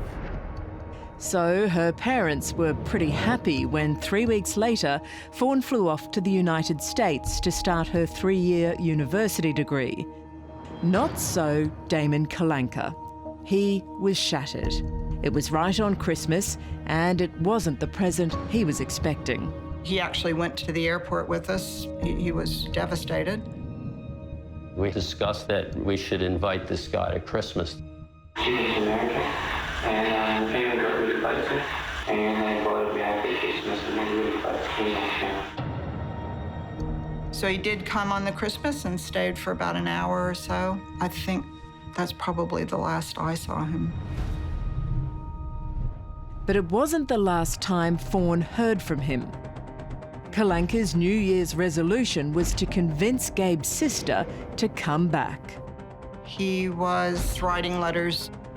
She said sometimes she'd get 2 letters in a day. Letters that indicated that the relationship still had a chance. And when was she going to come home and that kind of thing. He was having difficulty handling the rejection or the breakup. In one letter, Kalanka had claimed to be suffering from throat cancer. He wasn't. He was trying anything to trap Fawn, his latest obsession, into returning to Innisfail. It looked like we may have a problem developing, that he was a little bit too clingy. So we said to her, Fawn, you have to really strongly say, you can't contact me anymore. She needed to cut it off. However, she had to do it, and we left that up to her. 17-year-old Gabe Meyer, who had his whole life ahead of him, had now been missing for 5 days. His family were grief-stricken, especially his sister Fawn. His older sister Fawn, they were so close. They were the closest in age of all the kids. So it was really difficult for her. He was a very spiritual person, very responsible and a very trusting person. One of those Gabe trusted, Damon Kalanka, was of great interest to the police. Not only because he was the last person to see Gabe before he disappeared, but because of his fixation with Gabe's sister Fawn. Kalanka became very obsessed with her. You know, he wanted to be with her all the time, wanted her to be the only person in his life. When Fawn moved to the United States, the love-struck gym junkie didn't get the message that the 3-week-old romance was over and kept bombarding her with letters begging her to come home. It was difficult for her, being 19. She wasn't sure what to do, how to handle this guy's full-on attention. So, taking the advice of her parents, she bit the bullet and made a phone call. You've got to stop calling me, Damon. I'm not coming back. Hey? No, I've got my studies here and you have to move on. Kalanka then realised he would have to do something drastic to get Fawn back.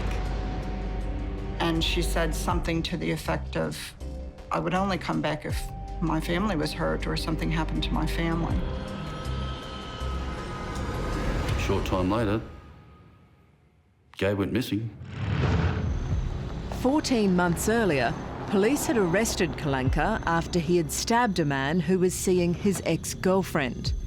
Now detectives were struck by the chilling similarities between that case and the obsession he had with Fawn. It appears that Kalanka has some issues with relationships with females, and when those relationships break down, bad things happen. So, with a violent history and the bizarre thought that Kalanka may have kidnapped or killed Gabe to get Fawn to return to him, the police took a closer look at Kalanka's alibi for that night. Kalanka stated that he had hired a utility with the intention of taking a roll of carpet to his sister in Tully. The country town of Tully is 54 kilometres south of Innisfail.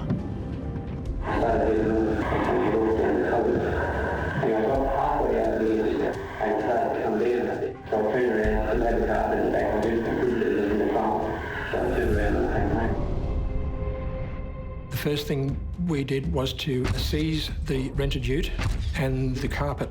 Police immediately thought that was rather odd because the carpet was old, certainly not something you would give as a gift to somebody. It was rather deteriorated and dirty. But the story was corroborated by one of Kalanka's neighbours. Mr. Narinder Singh was interviewed and stated that he saw Kalanka loading a roll of carpet into the rear of the utility. At that time, Narinder asked for a lift down to the pub so he could cash a paycheck. So Kalanka did that, and Narinder did tell police that Kalanka stated that he was driving to Tully to see his sister. However, after driving the exact same distance that Kalanka claimed he had, it just didn't add up. There was immediately a gross inconsistency between the mileage that we travelled and the mileage that was reported on the hire vehicle. That immediately told us that he had certainly gone somewhere else. But establishing where he went and if Gabe's body was there was proving difficult.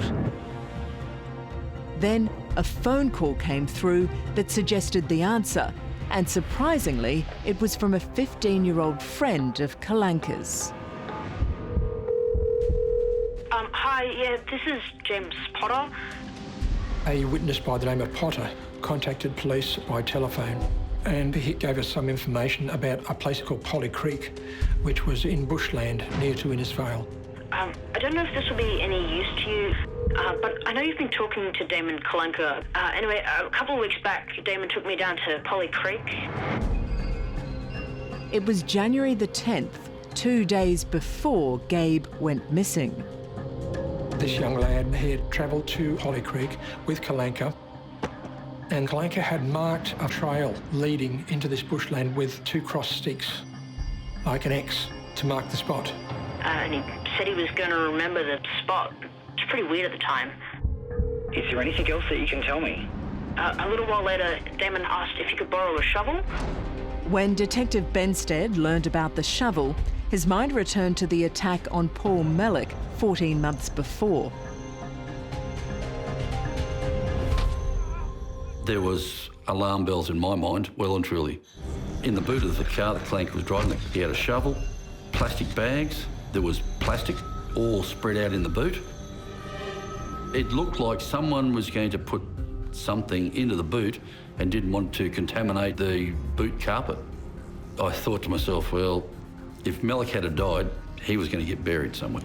So when Potter rang up and said Kalanka had asked if he could borrow a shovel from him, I then had an eerie feeling that there's something very sinister going on. Detectives believed Damon Kalanka was desperate and delusional and would do anything, even murder, to get back the object of his obsession. The only way I'd come back to Innisfail is if my family was hurt, if something happened to my family. He had already tried it once before. His idea was maim or kill Mellick, so he'd get his girlfriend back. Simple as that. Now a phone call had come through that suggested he may have been successful this time. 27-year-old Kalanka had taken a young friend to Polly Creek near Innisfail. It was 2 days before Gabe disappeared. Damon just picked up these 2 sticks and put them down in a cross shape. It was pretty weird at the time. We identified the cross sticks and then we walked into the bush area approximately 30 metres from the trail, where police located a large mound of palm fronds. We removed the palm fronds and located a hole in the ground.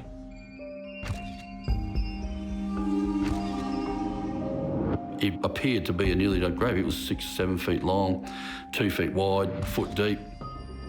It was macabre, looking at an empty grave. I had goosebumps at the time. It was just very, very freaky.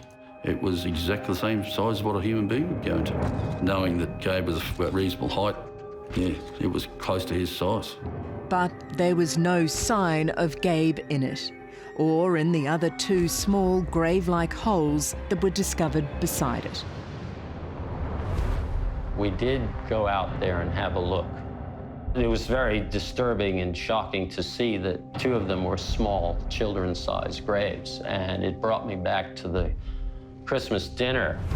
Kalanka was picking the children up and putting them down, and I had this chilling thought that quite possibly at that point he was trying to think how he could target our family, which child he could take out to cause the most damage to the rest of us. We just thought, oh my God, was he going to kill one of our other kids too?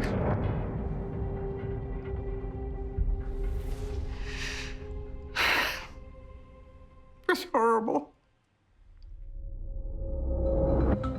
So, not knowing if Gabe was still alive or had been murdered and buried elsewhere, the police decided to use his twisted fixation with Fawn to their advantage. They asked her to play a cat-and-mouse game with her ex-boyfriend. One of the avenues of investigation that we used was what's called a pretext phone call.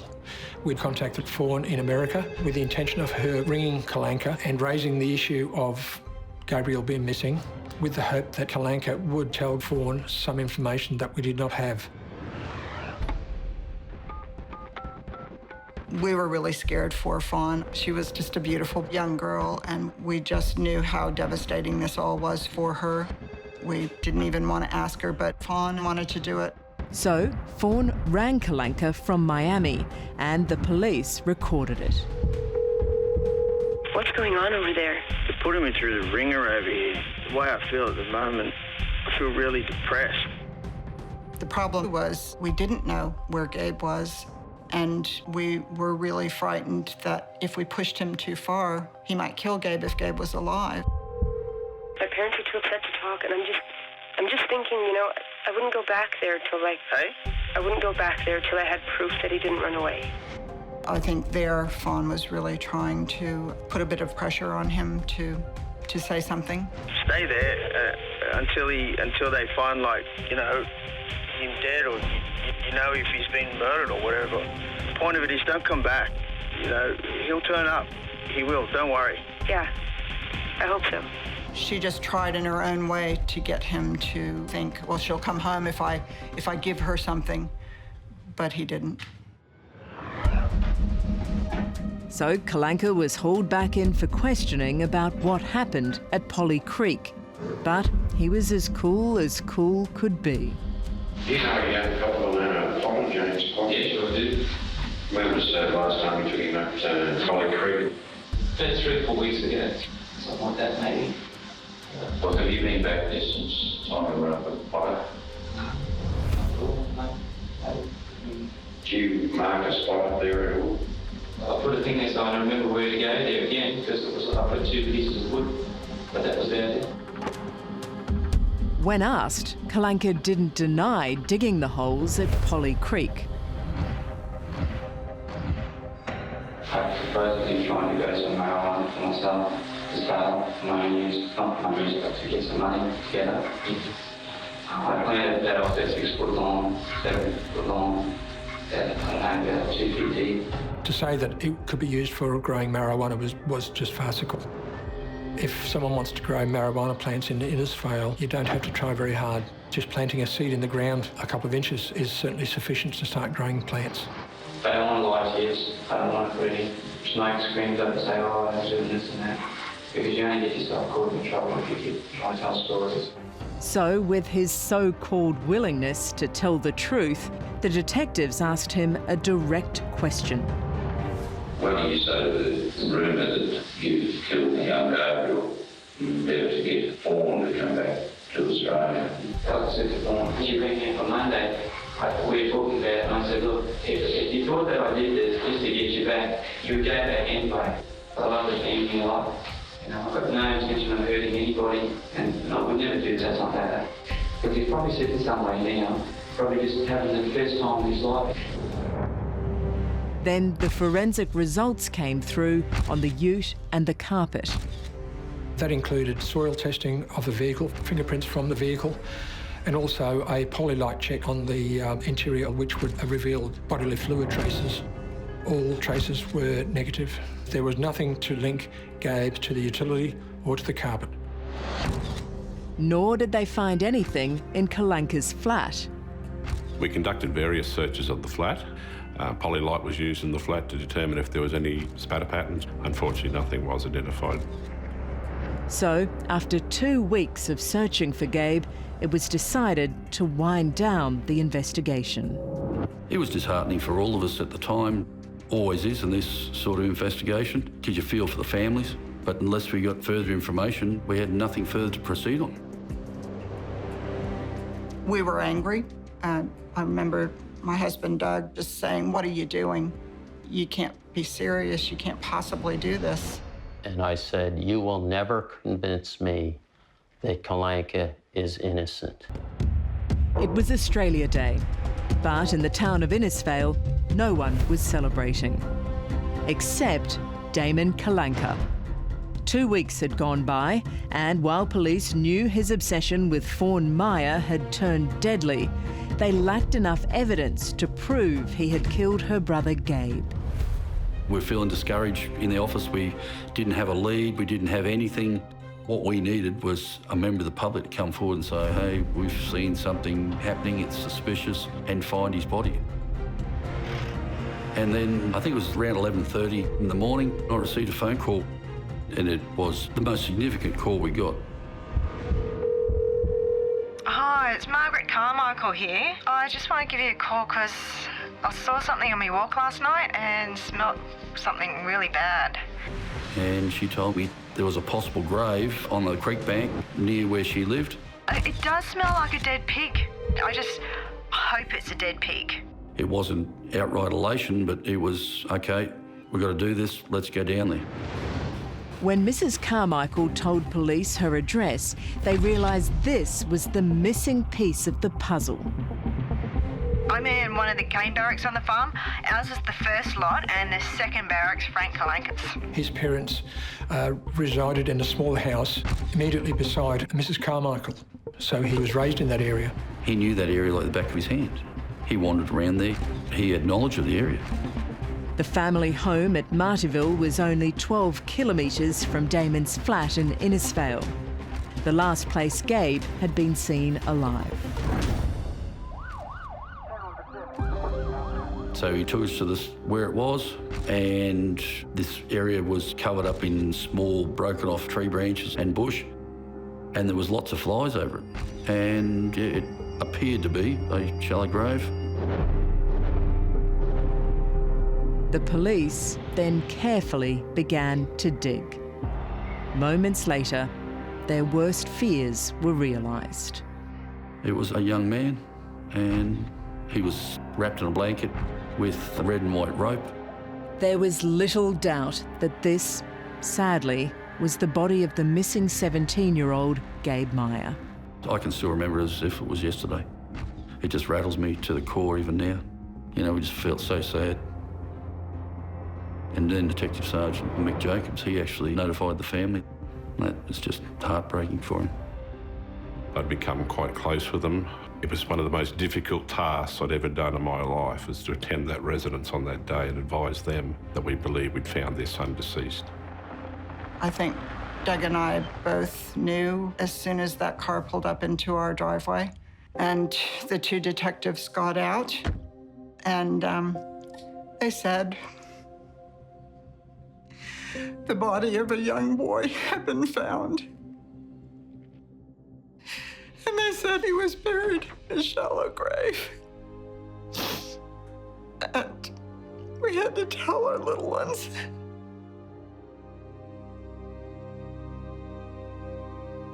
And Fawn, she lost a real friend. Somebody who she's shared all her childhood with.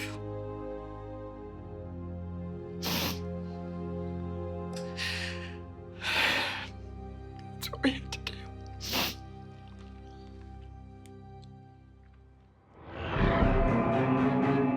Back at Martyville, Margaret Carmichael had seen something else that supported the notion that Kalanka was the cold-blooded killer police had long suspected him to be. The day before, on the 25th of January, she saw Kalanka, positively identified as Damon Kalanka, riding a girl's pink push bike from down that area on the cane farm. Mrs. Carmichael had already walked past the grave site that morning when she saw Kalanka heading down the trail towards that area. When she returned home that evening, she noticed the mound had changed.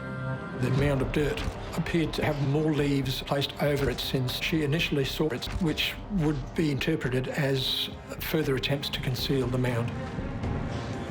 This sighting of Kalanka confirmed what the police already knew. But detectives still needed concrete evidence, and they needed to determine how Gabe had been murdered.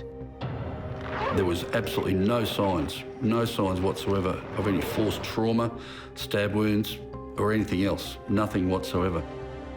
And that puzzled the investigators greatly as to what had happened.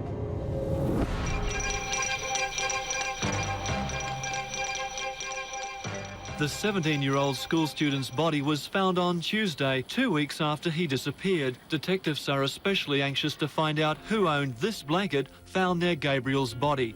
Not long after, one more damning call came through, and it was from Kalanka's ex-wife. She informed me that her and Kalanka had a very similar blanket when they were married. She had last seen the blanket when she left him. He still had the blanket. Then there was the rope that had tied Gabe's wrists and ankles. Kalanka's flatmates identified similar rope that had been stored in their kitchen, and when they tried to locate that rope, it was found to be missing.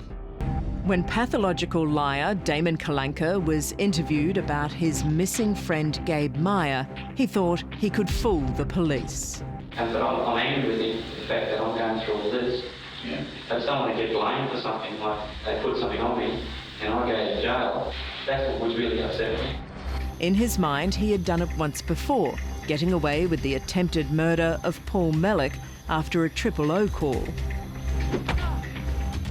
He's got blood everywhere. He's claiming someone's trying to kill him. But his time was up. Police had the results from the toxicologist.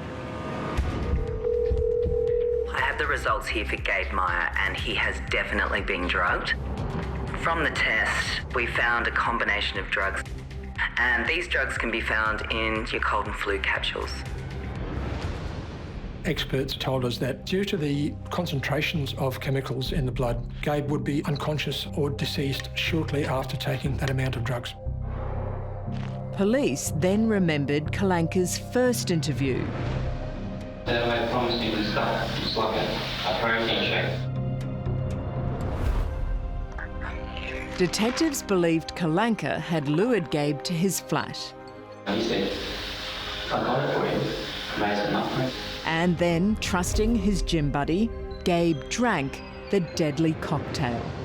There was nothing wrong with it, I just made him up for it. But he happened to that, and then at 5:30 he said, I'm going, and I said, see you later. An innocent comment all of a sudden had sinister connotations. While there was no trace of the drugs in the tin they seized, detectives did locate the final piece of evidence they needed. We did conduct inquiries with various chemists throughout Innisfail, and fortunately a chemist did remember Kalanka purchasing 2 packets of cold and flu tablets, and she even produced a receipt.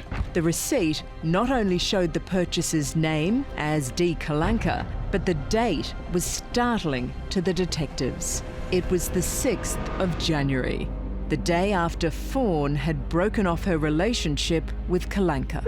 I'm not coming back. You have to move on. The only way I'd come back to Innisfail is if my family was hurt, if something happened to my family. It was like a switch was flipped.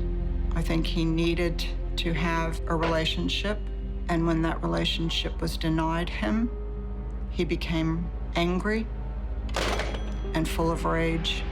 And I think as soon as he knew that the relationship wouldn't go ahead, he started to plan Gabe's death.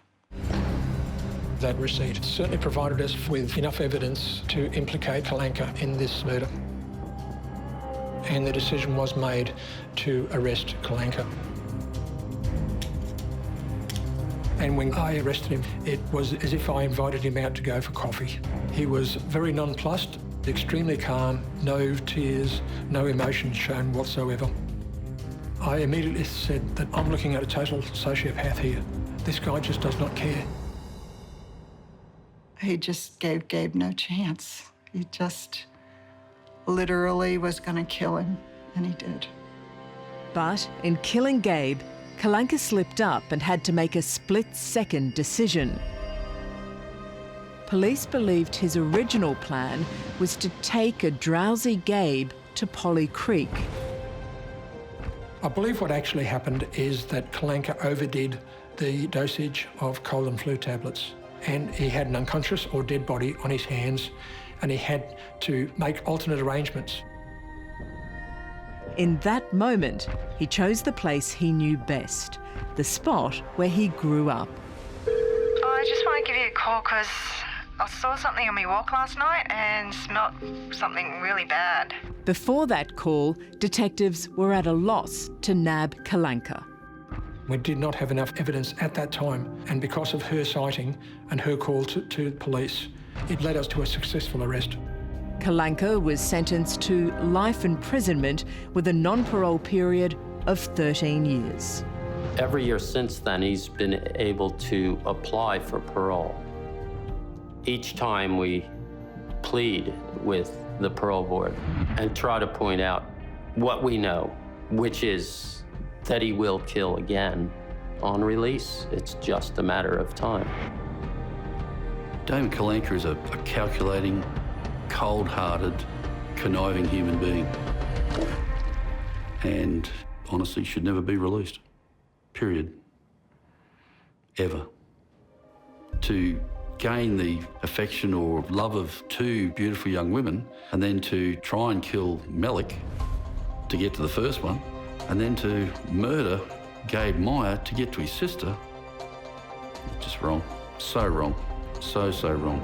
Had Kalanka gotten the sentence that he really needed in the Paul Malik case, he would have been doing time in jail at the time of Gabe's murder. it would have been a completely different story for us. When we lost Gabe, I said when this happened that our family would try our best to make sure that this never happened to another person and to another family. We made that promise to Gabe, and we'll stay committed to that promise. We do not want to see Kalanka kill someone else.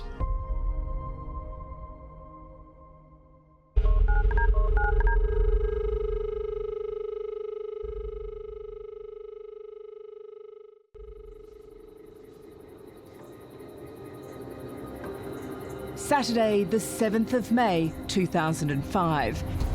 And Shirley Withers arrived home at the house she shared most nights with her boyfriend of 4 years, Peter Shellard. Shirley bought some takeaway and goes straight to Peter's house. Puts the takeaway in the kitchen and goes looking for Peter. She finds the bludgeoned body of Peter Shellard in the bedroom. She rang AAA. It was a distraught call reporting the discovery of this gruesome finding of the death of her partner. Police and emergency services. My God! My partner, he's tied up on the floor. There's blood everywhere. Blood everywhere? Is that correct? Police were called to the North Caulfield property shortly before 7 o'clock last night. The body of Peter Shellard was discovered by his partner, who is believed to have been living with the millionaire for some time. Within minutes, the police and the forensic pathologist had arrived. The crime scene was not just startling, but puzzling. It's the old situation of the crime's got to tell you a story. How do you interpret that crime scene? His body was in one of the bedrooms. He was wearing boxer shorts. There was a blood-soaked pillowcase near to the body, and he was tied up with some rope. There were ties on the body. There was electric cord wrapping around the body. There were things like handcuffs present, leather straps, things like that. Some aspects were certainly suggestive of some sort of sexual activity. Others did not seem to be connected with sexual activity. For example, when we started to uncover the body, we could see that there were some injuries to the head and also some injuries to the arms. So it's very difficult to infer exactly what was going on. So you need to learn a lot more about the background of the deceased, which might then add to what you're finding at that particular crime scene. Why would someone want to kill this person? 56-year-old Peter Shellard was a multi-millionaire. He was worth over $15 million from dealing in real estate and new and used Rolls-Royce motor cars and parts. He loved money and making money and saving money. Even though divorced, Liz Shellard still has a soft spot for her first husband. I met Peter when I was 28 and he was 38. So I was attracted to Peter's sense of humour and his twinkly blue eyes. He was just outrageous, some of the stories and some of the things he did. Because normally you expect people with wealth to behave in a conservative manner, and he was far from conservative, so he loved breaking all the rules. He was a character, and he was always up to mischief of sorts. He had a letterhead with a set of the scales of justice on the top of the letterhead, and it had the public defender. And he would use these letterheads to take on the bureaucracy. From anyone's point of view, they're hilarious, except if you're involved in them. Dragging people into court or just simply stirring the pot was a bit of a game for Peter. Peter Shellard was an eccentric person, to put it in mild terms. He rubbed people up the wrong way. Most of it had to do with his heritage-listed mansion, Rose Craddock. It was built in 1857 in the exclusive Melbourne suburb of North Caulfield. It was prime real estate, a very prosperous area of Melbourne, and Peter burnt the historic garden to the ground. When the fire brigade arrived, Peter wasn't happy. They started up their hoses, and next minute Peter attacked the hoses with the chainsaw. I was charged with it and I paid for the hoses. It probably isn't really a sensible thing to do, but in the spur of the moment, one... You're a bit excited, were you? One gets a little excited. Peter suffered from bipolar, which is just like severe mood swings, really. When he was high, he was very energetic and, you know, he'd get the tractor out at 3 in the morning and start churning up the soil ready to plant potatoes or something. And then if he was depressed, he'd need a lot of sleep. And then there was a brief period in between where he'd be quite normal. Peter also put up a wired fence, brought in shipping containers for his Rolls-Royce, and kept chickens. His neighbours having no idea about his bipolar disorder. Well, it looks like a concentration camp, if you want my opinion. I've had more complaints about this property than any other property in the whole of Caulfield. I've had an injunction taken out against him because he put a load of manure here. And when I opened the door, he screamed something about elephant shit. So basically, it was a lot of people didn't like Peter Shallard. I think he did it for entertainment. He enjoyed it. Like some people go out and have a game of tennis with their friends, or some people go off to the football. He'd love to get involved in a tussle. The question was whether it had killed him. Detectives also discovered Peter enjoyed being tied up. Well, the first I knew about Peter's interest in bondage was he told me that he'd met a guy who'd introduced him to a club called the Hellfire Club. Now, with Peter, he always embraced things full on. He was going every second night, or, you know, he was going a lot. He became very interested in it, but for a very short time. As a joke one time, they invited a lot of these company directors and so on to his 50th birthday, and when they got to the address, it was some bondage club. But another total joke by Shallard. But amongst the laughs, Peter also saw a business opportunity. He wanted to start up his own club. So he was approaching the staff at the Hellfire Club and trying to poach them for his own club. So it wasn't just an interest, it was always, well, I can make money out of this and do my own one and do it better. So within a few short hours of Peter's horrific murder, detectives had many leads to follow, including looking closer to home. Peter Shallard had 2 ex-wives and 3 daughters who adored their father and were devastated by his death. In the last 4 years, he had shared his life with Shirley Withers. The 38-year-old divorcee found Peter murdered and rang the police. My partner, he's tied up on the phone. There's blood everywhere. What's your name? Shirley. Look, in any investigation, the person who finds a body automatically becomes a person of interest. Shirley, was it? Until we're satisfied that that particular person is not associated with the crime. Because there's been many a crime that I've been involved in where clearly the partner has set up a scene to look like a burglary gone wrong. Shirley was nearly 20 years younger than Peter. When they met, they immediately hit it off. And Liz, who still cared for her ex-husband, was delighted for them both. Shirley seemed to share Peter's interests in the car business, in the clients, even in the car parts. She seemed to be making the perfect soulmate for him. She seemed to be genuinely interested in anything and everything Peter was interested in. He said, I've been going for all these other girls, but, you know, I've now learnt my lesson. I know they don't have to be perfect at all. They just be like Shirley, lovely girl. She wasn't very good looking either. She was quite the opposite. Shirley came across as being very much a mumsy type, and when Peter was having access with the children, I felt that my children were going to be well cared for when they were with Shirley. You know, I was delighted that they thought of her as a second mum. Shirley became Peter's bookkeeper, but her main love was running a fashion boutique in the upmarket suburb of Brighton.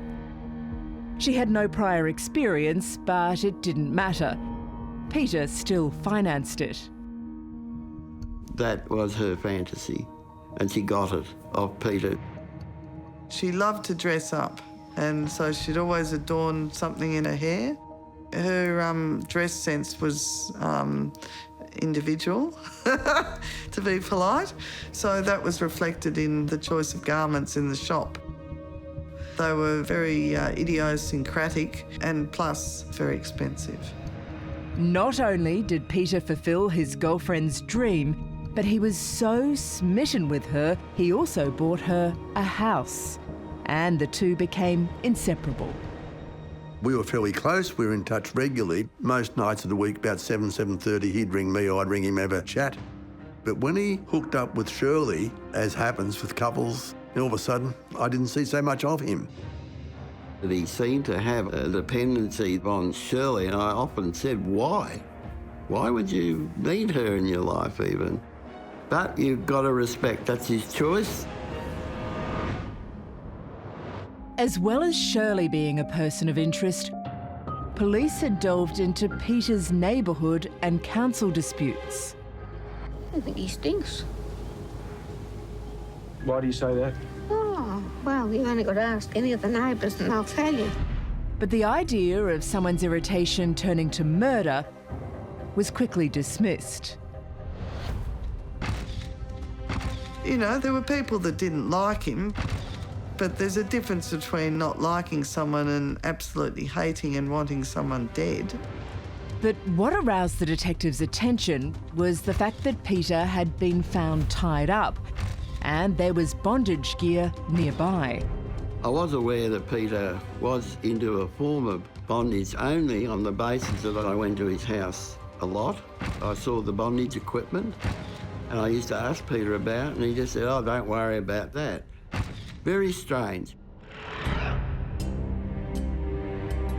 At the autopsy, defensive bruises were found on Peter's body, suggesting he had put up a fight. We also found significant injuries to the head, which we know would be caused by a blunt instrument. And there was bleeding around the brain, which indicates the force was significant. That can of itself cause death. Then there were the ropes. But none of these were tight. Most of the cord and rope type material was loosely, sort of almost draped over the body. So the thought of a sexual encounter gone too far was ruled out. But who had staged it? And what was the motive? Given Peter's wealth, an obvious form of inquiry the investigators would have taken would be to look at his will. Who's going to benefit? Peter's will was clear. He had left the bulk of his massive estate to his 3 daughters and a token $1 to each of his ex-wives. I think he'd even told me that he was leaving me $1, so, you know, it was sort of a bit of a tongue-in-cheek thing to do that. It was an old joke, sort of, that I saw it as. So neither the 2 ex-wives or Peter's new partner benefited from Peter being dead. In fact, Shirley was a witness to Peter's will. But, according to Shirley, there was another will that left everything to her. And she turned up to Rose Craddock to find it. She made a demand of the investigators at the time that she wanted to go into the crime scene in the house. The investigators were still in control of the house and hadn't handed the house over to the next of kin. She declares to the investigators that she wants to look into the safe to see if there's a second will. The next day, in a recorded conversation, police heard Shirley discussing the matter with Peter's friend Dale. Yeah, they won't let me in. They said to me that it's a matter of course whether this is your house or not. Well, when Shirley called me, she was saying to me that she couldn't get in the house, couldn't go near the property. But the police actually did let her in that day. They didn't just say, yes, go in. One of the investigators went with her. His last will left mainly everything to his eldest daughter. No, I typed it all again. No. Because if there was a second will, and that would have opened up a whole new avenue of inquiry. No, I went in there and they didn't even know how to open the safe. So I got the key to the safe and opened it. But unfortunately, it's not in there. There was no will there. I just don't know where it is. I thought he put it in the safe. Shirley had typed the will on Peter's computer, but the signed original was nowhere to be found. So, I mean, an unsigned will is worth shit, isn't it? If Shirley could find it, she stood to inherit a fortune. But it would also put her well and truly into the police spotlight. I've had enough. The whole thing has got to absurd degrees now. If any of your viewers want it, they can just come and take it. 56-year-old Peter Shellard had been murdered. And while the multi-millionaire had a fetish for leather and whips, the crime scene and autopsy suggested the bondage gear was a ruse to look like a sexual encounter gone wrong. So the initial examination revealed the head injury and some natural heart disease, which could have acted together to cause his death. But then a phone call came through from the toxicologist that changed that finding. We found morphine in the victim's blood and there's heroin in his urine. The heroin was a real surprise. This individual had recently had heroin. Now, this was really important information because the levels found were certainly capable of contributing to his death. So I rang the police and informed them of that. Heroin was in Peter's system, but what the history of Peter showed was that Peter was not a drug user.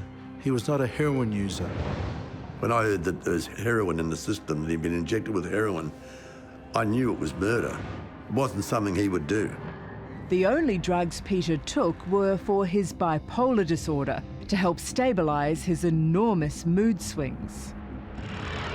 But in a phone conversation 5 days after the murder, and with the police still listening in, Peter's girlfriend Shirley was claiming she was making all the difference.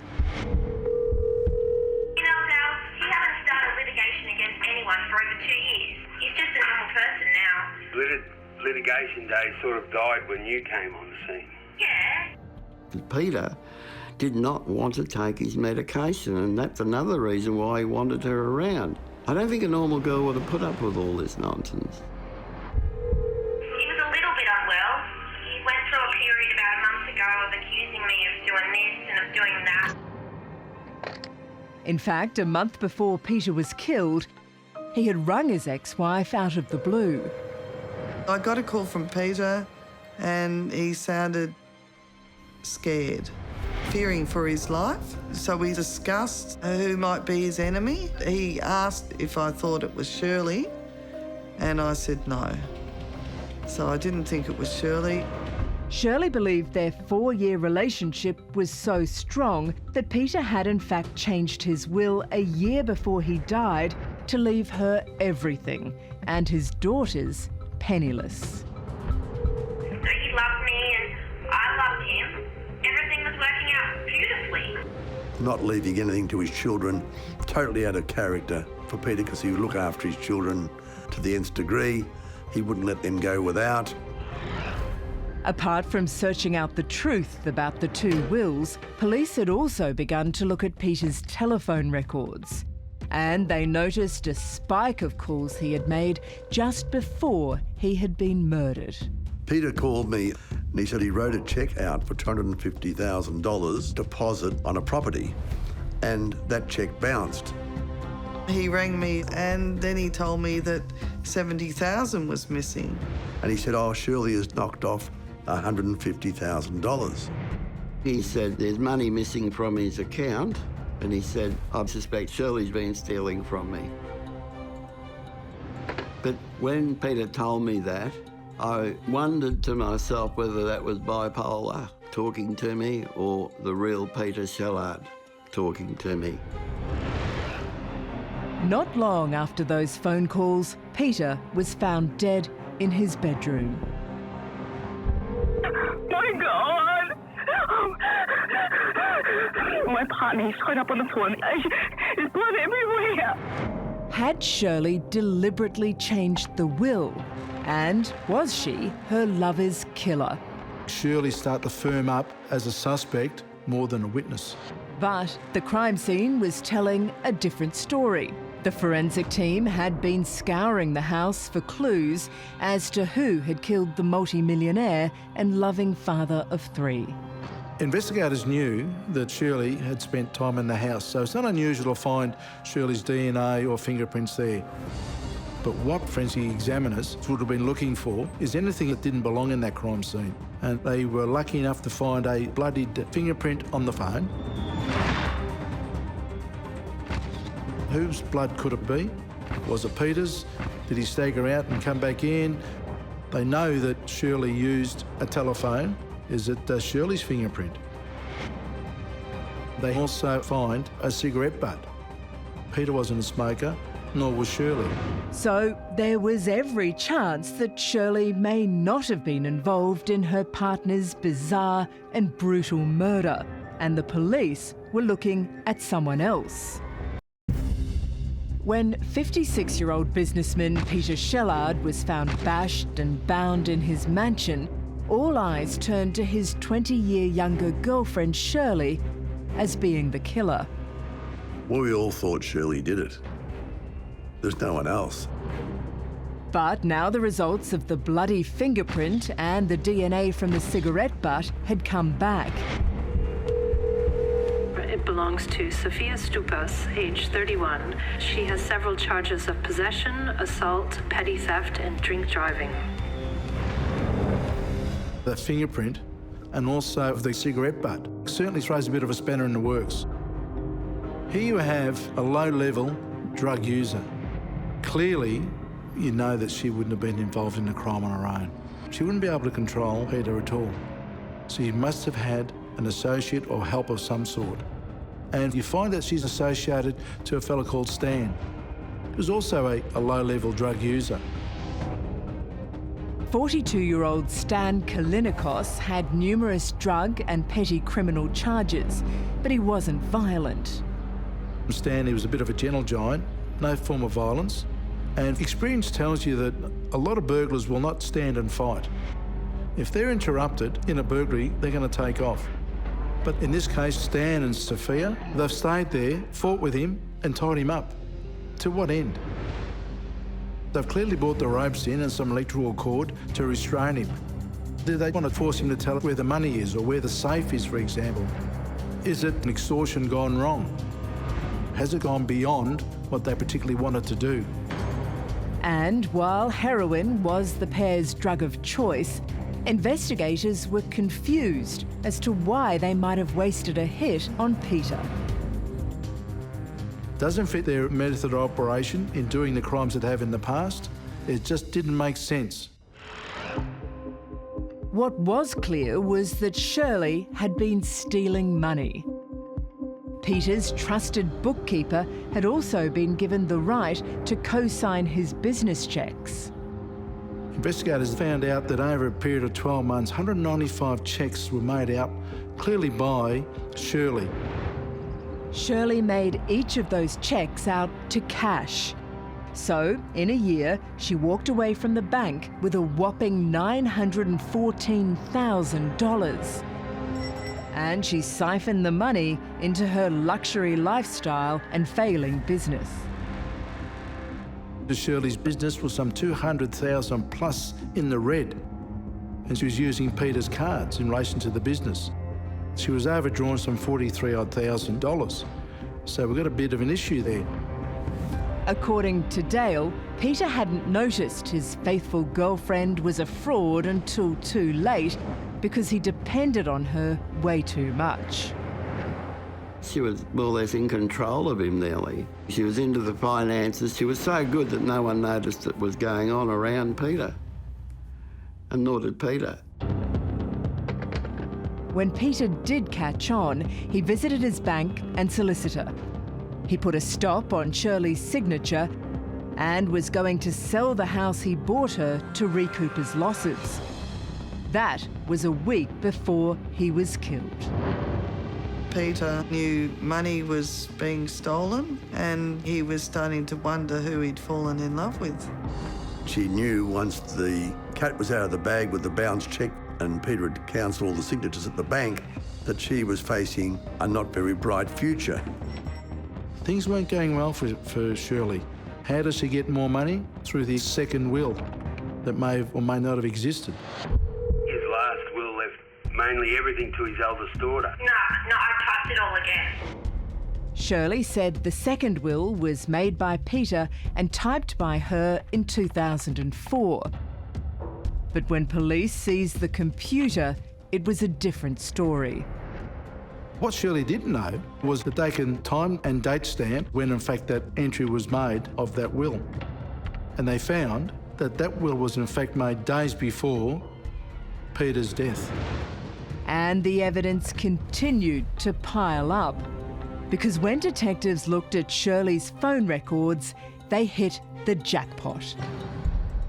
It's identified that she in fact has called and been in phone contact day after and day prior to the murder with Stan. Stan's associated to Sophia with a direct link back to the crime scene with that bloody fingerprint. Very damning evidence against Shirley. Surprisingly, the police decided not to arrest the three suspected murderers at that point. To go in too early is to show your hand. A bit like playing poker, I suppose. Investigations into homicides is methodical. There is no time limit. You just go along and get every piece of evidence so you can be in the box seat when you interview these people. The strategy was to get evidence from one of the best investigative tools of modern day, their phones. We want to see what these people are talking about. That'll either support Shirley's innocence or support her guilt and the guilt of Stan and Sophia. 3 people were under the police microscope for being involved in the horrific murder of multimillionaire Peter Shellard. Shirley Withers, his supposed devoted girlfriend, who had fleeced him of nearly $1 million. And 2 junkies, Sophia Stupas and her boyfriend Stan Kalinikos. But just why Peter had been killed and how these 3 were involved together was still a mystery. So police decided to listen in on their conversations. We want to see what these people are talking about, what's actually been spoken between Shirley and other people, and Shirley and Stan in particular. But it was an extraordinary phone call police had intercepted between Shirley and Peter's friend Dale that swung the investigation into another avenue. Well, when Shirley called me, I said to her first, do you know who killed Peter? What's your view? It was on everybody's tongue. Who killed Peter? I've got a really good idea who it is, but I'm not talking to the cops. And that's what I want to talk to you about. Is it more than one person? Yeah. They're greedy, dirty little druggies. Evidence comes from her own mouth. I know who these offenders are. They're dirty little druggies. All of a sudden, that druggie word comes in. And investigators would have known who these dirty druggies were. Stan and Sophia. They probably tortured Peter to open the safe and give them all his money. No, they know Peter didn't have money. I'll fucking kill them with my hands, and I'll make those bastards suffer. Here we have a live, recorded threat that she wanted to kill these dirty druggies. The revealing phone conversation posed a dilemma for detectives as to whether to bring Shirley in for questioning or not. They would have looked at it and said, you know what, where would it take us? We bring her in, she says no comment. Oh, it was just an off-the-cuff remark. You've declared the telephone intercept to her, as you would have to. The case would be exposed to her, and you've achieved nothing. So, what do the investigators do tactically? They look at a tactic of introducing an undercover operative. 2.5 weeks after Peter was brutally murdered, the police took a gamble. The undercover officer, known as Victor, made a call to Shirley saying he heard that she had a problem that needed to be fixed. And Shirley agreed to meet. It is a very delicate position to be in, but it's a tactic that either is going to identify what extent Shirley has played in the killing of Peter Shellard, and to what extent is she serious about killing these dirty druggies. In their very first meeting, it was clear what Shirley wanted. The undercover operative said to Shirley, what do you want? Do you want them hurt, put in hospital? And her response was, I want them dead. And people may ask, well, why would Shirley want to kill Sophia and Stan? In my experience, drug users would pretty much sell their mother out. They are the weak link for Shirley. That's why they need to be removed, because they were Shirley's Achilles heel. Hence the threat to kill them. Investigators wanted to be able to show beyond reasonable doubt that Shirley was in the house with Sophia and Stan at the time of the murder, and that she played an active role in that. Shirley met Victor another 3 times and gave him 2 down payments for the murder. Then, on the last meeting, when Victor told Shirley he had done the job, the woman who Peter trusted with his life spilt the beans and told him that she was there on the night Peter was killed. And that was enough for investigators to look at themselves and said, you know what, guys? We've got enough to charge these 3 offenders. And they would have then moved, and no one would be more surprised than Shirley when she got that tap on the shoulder and being told, you're under arrest for murder. When Shirley Withers made a call to Peter's friend Dale O'Sullivan, she had no idea that the police were listening. Big greedy, dirty little druggies. I'll fucking kill them with my hands, and I'll make those bastards suffer. That admission led to an undercover officer taking on the role of a hitman. Do you want them hurt, put in hospital? And her response was, I want them dead. And that she was in the house with the pair the night Peter was killed. An admission is made to the undercover operative that she'd helped restrain Peter. Shirley, Stan and Sophia had now been arrested for the murder of Peter Shellard.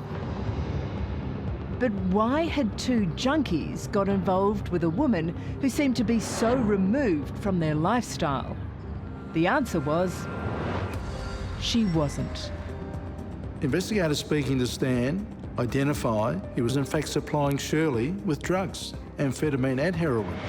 Shirley had a substance problem that she had kept secret, but it had led her to Stan and Sophia. And in the months before Peter's death, the trio had become more friendly. Shirley would take Stan and Sophia to the casino. She would give them money for them to buy drugs. So when Shirley realised that Peter had found out about her systematically stealing his money, she knew the pair would be useful.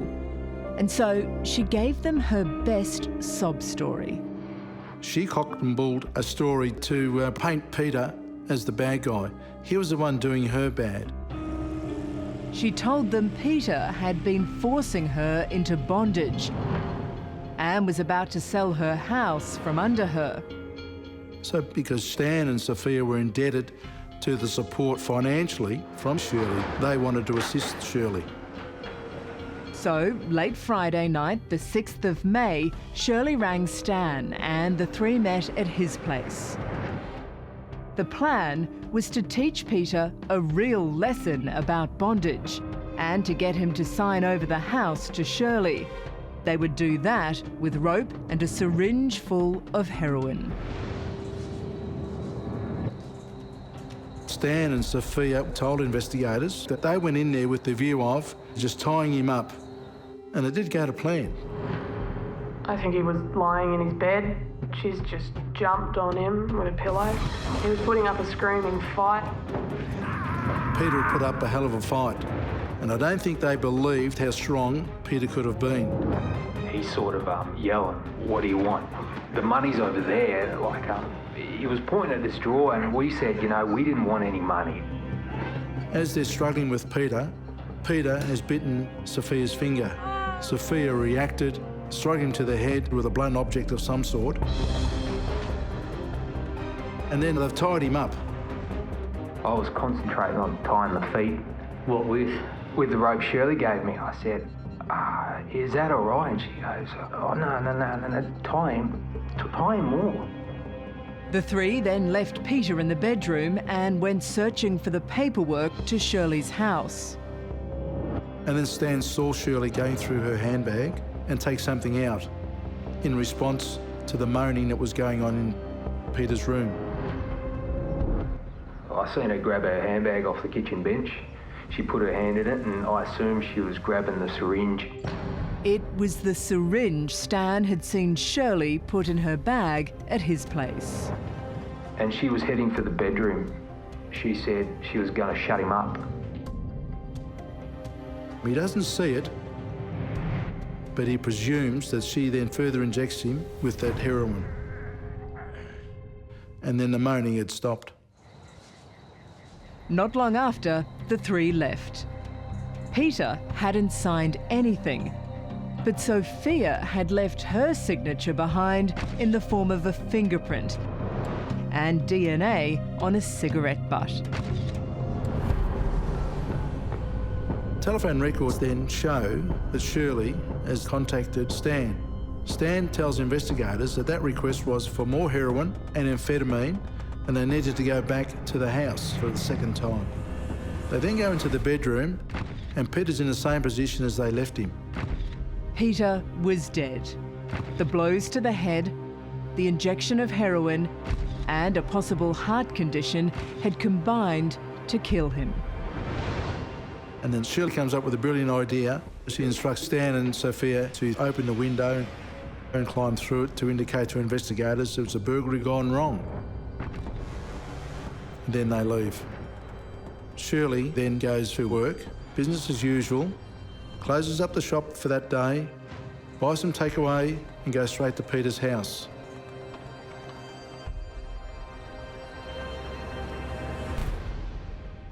At 6:50 p.m, she picked up the phone, and either in her best Oscar performance or simply because she knew her golden goose was in fact dead, she made her distraught call to 000.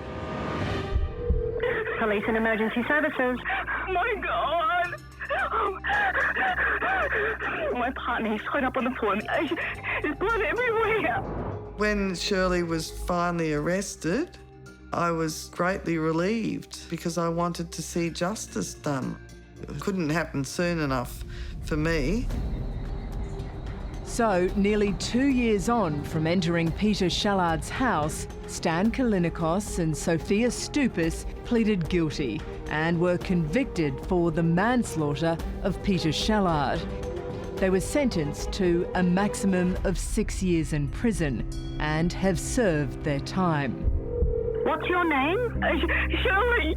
Shirley, was it? Shirley Withers was convicted of her boyfriend's murder. But she appealed, arguing that she, like her accomplices, never intended to kill Peter. Subsequently, the full Supreme Court agreed with her, quashed the murder charge, and she was subsequently convicted of the manslaughter charge. Shirley was given a maximum 13-year sentence with a non-parole period of 9 years.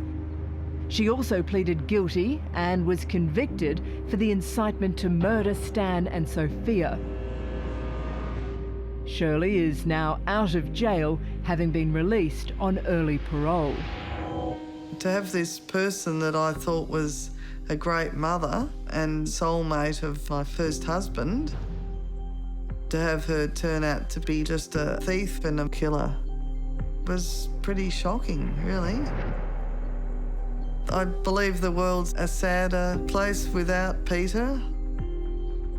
He was highly amusing and good fun and entertaining, and he was dearly loved by his family and missed.